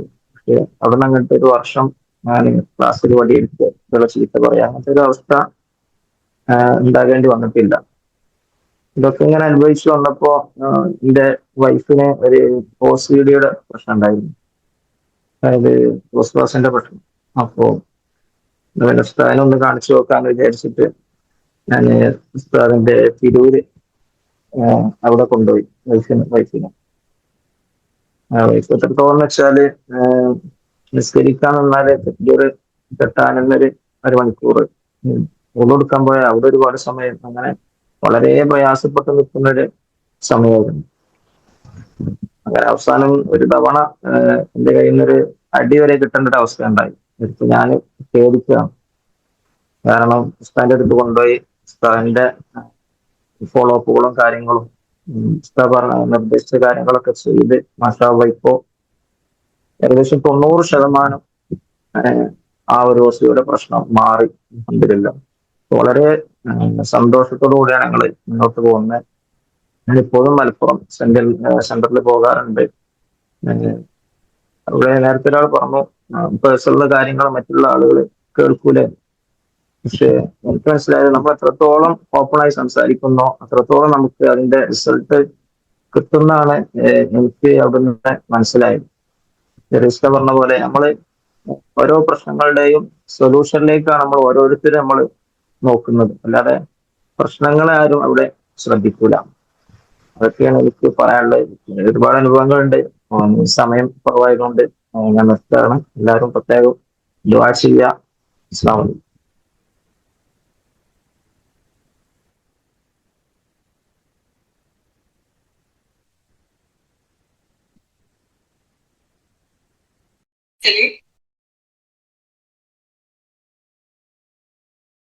അപ്പോ ഇഖ്ബാൽ ഉസ്താദിന്റെ വൈഫ് അനുഭവിച്ചിരുന്നതിന്റെ റിസൾട്ടാണ് ഇപ്പൊ കേട്ടത്. ഇൻഷാ അല്ലാഹ്. മറ്റാരെങ്കിലും ഷെയറിങ്ങിൽ വരുന്നുണ്ടോ? വളരെ സന്തോഷം ഇന്ന് ജോയിൻ ചെയ്തതിൽ എല്ലാവരെയും സന്തോഷങ്ങൾ അറിയിക്കുന്നു.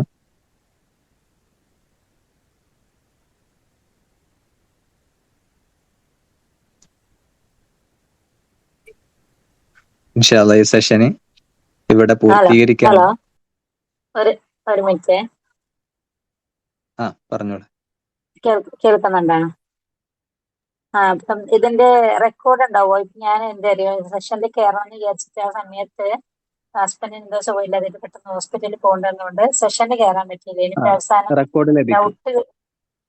ഡൗട്ട് ക്ലിയർ ചെയ്യുമ്പോഴാണ് കേട്ടത്. പക്ഷെ അത് കേട്ടതിന് വെച്ചിട്ട് എനിക്കൊരു ചെറിയൊരു സംശയം ചോദിക്കാൻ പറ്റുമോ? സംശയം ചോദിക്കാനുള്ള ടൈം കഴിഞ്ഞോ? ചോദിച്ചോളേ. ചോദിക്കാല്ലേ. അപ്പം ഇപ്പൊ ഇവിടെ ഉസ്താദൊക്കെ പറഞ്ഞത് ഇങ്ങനെ കുട്ടികളെ ദർസിലൊക്കെ ഉണ്ടാക്കിയതും പഠിക്കാൻ പോയതൊക്കെയുള്ള സംഭവങ്ങൾ പറഞ്ഞല്ലോ. അപ്പൊ അതേപോലെ തന്നെ ഇപ്പൊ എനിക്ക് പിന്നെ 5 മക്കളാണ്, അതിൽ 4 ആണാണ്. അതിൽ ഈ പറഞ്ഞ പോലെ കുട്ടികൾ അവര് സ്വയം ഇഷ്ടത്തിന് ദർസ് പഠിക്കാനും വീട്ടിൽ പഠിക്കാനൊക്കെ സ്വയം താല്പര്യപ്പെട്ടിട്ട് പോയി. മൂത്താള് ദർസ് പഠിക്കാൻ പോയി. ഒരു 8 വർഷം ഒരു കോളേജിൽ പഠിച്ച് പൂർത്തിയായി. അവിടെ നിന്ന് ഇപ്പം പുറത്തേക്ക് ഇപ്പൊ 2 പേര് പഠിച്ചുകൊണ്ടിരിക്കുന്നുണ്ട്. പിന്നെ രണ്ടാമത്തെ ആളും മൂന്നാമത്തെ ആളും ഹിഫ്ള് പഠിക്കാനുള്ള താല്പര്യത്തിൽ പോയി. അവര് ഇങ്ങനെ പഠിച്ചുകൊണ്ടിരിക്കുന്നുണ്ട്. വർഷം ഏകദേശം 8 വർഷമായി പഠിക്കുന്നുണ്ട്. അതിൽ ഒരാള് രണ്ടാമത്തെ ആൾ ഇപ്പോഴും പഠിച്ചുകൊണ്ടിരിക്കുന്നുണ്ട്. മൂന്നാമത്തെ ആള് കുറച്ച് കഴിയുമ്പോൾ തന്നെ പഠനം നിർത്തി. കുറച്ച് പഠിക്കാൻ ഒന്നും കൂടി ആൾ ഉഷാറായിരുന്നു. പക്ഷെ ഇപ്പൊ ആൾക്ക് ഹിഫ്ളിനോടൊരു താല്പര്യമില്ല. അവരുടെ സ്വയിഷ്ടത്തിൽ ഇറങ്ങിയതാണ്. പിന്നെ താല്പര്യമില്ല. പിന്നെ ഇപ്പൊ ആളിങ്ങനെ കുറച്ച് നല്ല മോഡലിൽ നടക്കുക അങ്ങനെയൊക്കെയുള്ള ഒരു കാറ്റഗറിയിൽ പെട്ടതാണ്. പക്ഷെ മറ്റാൾ അങ്ങനെയല്ല. മറ്റാൾ ഇപ്പോഴും പഠിക്കാനുള്ള ഇഷ്ടത്തോടെ കൂടി നിൽക്കുന്നുണ്ട്. പഠിച്ചുകൊണ്ട് തന്നെ എന്റെ സ്ഥാപനത്തിൽ. പക്ഷെ ഇതുവരെയായിട്ടും എന്തായിട്ടില്ല. 8 വർഷം അൽക്കമർ അറിയാലോ, കോഴിക്കോട്, അവിടെയാണ് ഇപ്പൊ ഉള്ളത്. പിന്നെ പക്ഷെ ഇപ്പോഴും ആൾ എന്തായിട്ടില്ല. 15 ദിവസമാണ് ഇപ്പൊ ഉള്ളത്. പഠനത്തിന്റെ താല്പര്യം നീങ്ങിട്ടില്ല. പഠിച്ചുകൊണ്ടിരിക്കുന്നുണ്ട്. അപ്പൊ എന്തായിരിക്കും അങ്ങനെ ഉള്ളത്? അപ്പൊ ഇത് കേട്ടപ്പോ എനിക്ക് ആ ഒരു ഇതാണ്. അതേപോലെ ഇപ്പൊ ഈ ദർശ പഠിക്കാനുള്ള ഇപ്പൊ ആള് അൽഹംദുലില്ലാ ദർശ പഠിച്ച് കഴിഞ്ഞാലും ഇപ്പൊ ഇതിലൊക്കെ പഠിച്ചുകൊണ്ടിരിക്കുന്നുണ്ടെങ്കിൽ പോലും അൽഹംദുലില്ലാ നിസ്കരിക്കും ജോഹത്തുള്ളവാതെ നിസ്കരിക്കും ഖുർആനോതും ഒക്കെ ഓക്കെയാണ്. ചില ദിവസങ്ങളിൽ ജമാഅത്തിൽ പള്ളിക്ക് പോകാൻ ഉറങ്ങിയാല് അതൊക്കെ ഇപ്പൊ പോക്കും. ഉറങ്ങിയാലും അത് കുഴപ്പമില്ല, ഉറങ്ങിയതല്ലേ, അപ്പൊ ഞാൻ ഒരു ഇത് ചെയ്തത്. അപ്പൊ നോർമലി മക്കള് എനിക്ക് എന്നോട് ഒരു നിസ്കരിക്കാതെ എത്ര മക്കളുണ്ട്, ഉമ്മ എന്തിനാണ് ഞങ്ങൾ നിസ്കരിക്കുന്നുണ്ടല്ലോ, ഞാൻ ഇത് പറയുന്നത് ചെയ്യും. പക്ഷെ ഇവരിങ്ങനെ ഒരു ദർശക പഠിച്ചിട്ടും പള്ളിയിൽ പോകാതെ കാണുമ്പോൾ എനിക്കൊരു പെയിൻ വരും എന്റെ മനസ്സിൽ. അപ്പൊ ആ സമയത്ത് എനിക്ക് ഞാൻ പറഞ്ഞു പോയില്ലേ, ഇത് പറയാതിരിക്കുക എന്നുള്ളത് പറ്റുന്നില്ല. അപ്പൊ അങ്ങനെയൊക്കെയുള്ള സമയത്ത് എന്താ ചെയ്യാന്നുള്ളത്. ഓക്കെ. ഇതില് പിന്നെ പ്രധാനമായി എല്ലാവർക്കും മനസ്സിലാക്കേണ്ട ഒരു വിഷയം, ഇപ്പോ നമ്മൾ പലപ്പോഴും പല പ്രശ്നങ്ങളും ഇത്തരം മക്കളുടെ പ്രശ്നങ്ങൾ ഉണ്ടാവുമ്പം എന്തുകൊണ്ടാണ് ഇത് ഇങ്ങനെ, ഈ പ്രശ്നം എന്തുകൊണ്ടാണ് എന്നുള്ള ഒരു ചിന്തയായിരിക്കും.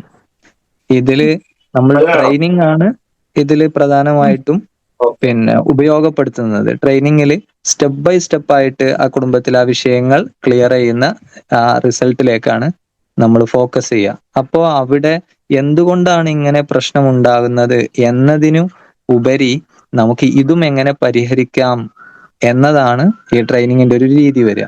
അപ്പോൾ ഇതിൽ ഏറ്റവും നല്ലത് ലേഡീസിന്റെ ഓൺലൈനിലും ഓഫ്ലൈനും ബാച്ച് നടക്കുന്നുണ്ട്. ലേഡീസിന്റെ ലീഡേഴ്സിന്റെ നമ്പർ തരാം. വാട്സപ്പിലെ ഗ്രൂപ്പിൽ ഉണ്ടാവുമല്ലോ, അപ്പൊ നിങ്ങളൊന്ന് മെസ്സേജ് ചെയ്താൽ ലീഡേഴ്സ് നിങ്ങൾക്ക് നമ്പർ തരും. അവരിൽ കോണ്ടാക്ട് ചെയ്താൽ നടക്കുന്ന ദിവസവും ആ സമയവും നിങ്ങൾ അറിയിക്കും. അതിൽ ജോയിൻ ചെയ്ത് നിങ്ങൾക്ക് ഈ വിഷയം തന്നെ നേരെ സംസാരിക്കുന്നു. ഇന്ന ക്ലാസ്സിലാണ് എൻ്റെ മോൻ, അവന്റെ വിഷയങ്ങൾ ഇങ്ങനെയാണ്. അപ്പൊ നമ്മൾ എങ്ങനെയാണ് അവരോട് ഇടപെടുന്നത്, അതിൽ ഇനി എന്താണ് മാറ്റം വരുത്തേണ്ടത് എന്ന ലളിതമായ സ്റ്റെപ്പിലൂടെ തന്നെ എല്ലാവർക്കും കഴിയുന്നതാണ്.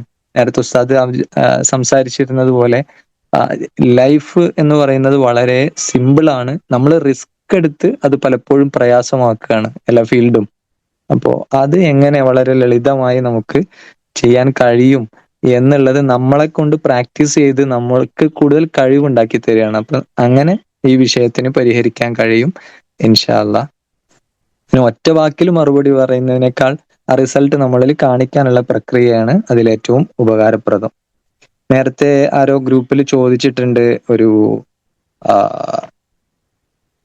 ഡിസോർഡറിനെ കുറിച്ച്. ഇപ്പൊ ഡിസോർഡറിനെ കുറിച്ച് ക്ലാസ് എടുക്കലായിരിക്കൂല ഈ സെഷനിൽ പ്രധാനമായിട്ടുണ്ടാവുക. നമ്മളിപ്പോൾ അനുഭവിക്കുന്നത് ഏത് വിഷയമാണുള്ളത്, നമുക്ക് മാറ്റം ആവശ്യമുള്ള വിഷയം എന്താണുള്ളത്, അതിന് സ്യൂട്ടബിൾ ആയിട്ടുള്ള പ്രക്രിയ പ്രോസസ്സ് എന്താണോ ആ പ്രോസസ്സ് നിർദ്ദേശിക്കുകയും അത് എത്രത്തോളം നിങ്ങളിൽ മാറ്റങ്ങൾ വരുത്താൻ കഴിയും അല്ലെങ്കിൽ കഴിയുന്നുണ്ട് എന്നുള്ളത് നോക്കി വിലയിരുത്തി ഒബ്സർവ് ചെയ്ത് റിസൾട്ടിലേക്ക് നീങ്ങുകയാണ് ചെയ്യുക. അതുകൊണ്ട് തന്നെ ഇതിന്റെ റിസൾട്ട് നമ്മുടെ 4 മാസത്തെ ഇതിന്റെ കോഴ്സിന്റെ റിസൾട്ട് വളരെ ഗ്യാരണ്ടീഡ് ആയിട്ടാണ് പറയാറുള്ളത്. നമ്മുടെ എന്തെങ്കിലും ചോദിച്ചോ? ഇല്ല, ഓക്കെ, ഇൻഷാ അല്ലാഹ്. ഏകദേശം 1.5 മണിക്കൂർ കഴിഞ്ഞു നമ്മുടെ സെഷന്. ഇനി 4 മാസത്തെ കോഴ്സിന് എങ്ങനെയാ ഫീ വരുന്നത്? 4 മാസത്തെ കോഴ്സിന് ഇത് നിലവിൽ ഞാൻ നേരത്തെ പറഞ്ഞ പോലെ നിലവിൽ മാർക്കറ്റിൽ നല്ല ഒരു ഫീ ഉള്ള, ചുരുങ്ങിയത് ഒരു 50,000-60,000 രൂപ ഫീ ഉള്ള കോഴ്സ് നടക്കുന്നുള്ളതുണ്ട്. പലപ്പോഴും പല ആളുകളിൽ നിന്നും നമ്മുടെ ഇത്രയും വലിയ റിസൾട്ട് നമുക്ക് അവിടെ അനുഭവിക്കാൻ കഴിഞ്ഞിട്ടില്ല എന്ന് പല ആളുകളിൽ നിന്നും കേട്ടിട്ടുണ്ട്. നമ്മൾ അങ്ങനെ വിലയിരുത്തുകയല്ല. ആ ഒരു സമയത്ത് നമ്മൾ ഇതിനെ ഒരു ചാരിറ്റി രൂപത്തിൽ 10,000 രൂപയാണ് ഇതിന് വെച്ചിട്ടുള്ളത്. അത് നിങ്ങൾ ഒരുമിച്ച് അടക്കുകയാണെങ്കിൽ 9,000 ചെയ്താൽ മതിയാകും. ഗഡുക്കളായിട്ട് അടക്കാനുള്ള ഓപ്ഷനുണ്ട്. ഇൻഷാ അല്ലാഹ്. നമ്മുടെ ഗ്രൂപ്പില് ഒരു വാട്സപ്പ് ഗ്രൂപ്പില് മാസത്തേത് ഗഡുക്കളായിട്ട് അടിക്കാനുള്ള ഇതുണ്ടോ? അവര് പിന്നെ ഈ ഗ്രൂപ്പിലെ അഡ്മിനായിട്ട് ഒന്ന് കമ്മ്യൂണിക്കേറ്റ് ചെയ്താൽ മതി. അതിന് വേണ്ടത് എങ്ങനെയാന്നുള്ളത് പറഞ്ഞു തരും. ഓക്കെ, ഇൻഷാ അല്ലാഹ്. ഈ സെഷന് എല്ലാവർക്കും ഉപകാരപ്പെട്ടിട്ടുണ്ടാവും എന്ന് കരുതുന്നു. ഇനിയും നമ്മുടെ ജീവിതത്തിൽ കൂടുതൽ വാല്യുബിൾ ആക്കാനും കൂടുതൽ മാറ്റങ്ങളിലേക്കും എല്ലാവരെയും ക്ഷണിക്കുന്നു. എല്ലാവർക്കും നന്മയും സുഹൃതവും വലിയ സന്തോഷവും ജീവിതത്തിൽ അനുഭവിക്കാൻ തൗഫീഖ് ചെയ്യട്ടെ. എല്ലാവരും പരസ്പരം ദുആയിൽ ഉൾപ്പെടുത്തുമല്ലോ. ഹാപ്പി സോണിന്റെ എല്ലാ സന്തോഷങ്ങളും നിങ്ങൾക്ക് നേരുന്നു. അസ്സലാമു അലൈക്കും വറഹ്മത്തുള്ളാഹി. 3 സ്വലാത്തോടെ നമുക്ക് പിരിയാം. സല്ലല്ലാഹു അലാ മുഹമ്മദ് സല്ലല്ലാഹു അലൈഹി വസല്ലം. സല്ലല്ലാഹു അലാ മുഹമ്മദ് സല്ലല്ലാഹു അലൈഹി വസല്ലം. അല്ലാഹുമ്മ സ്വല്ലി അലാ മുഹമ്മദ് യാ റബ്ബി സ്വല്ലി അലൈഹി വസല്ലം.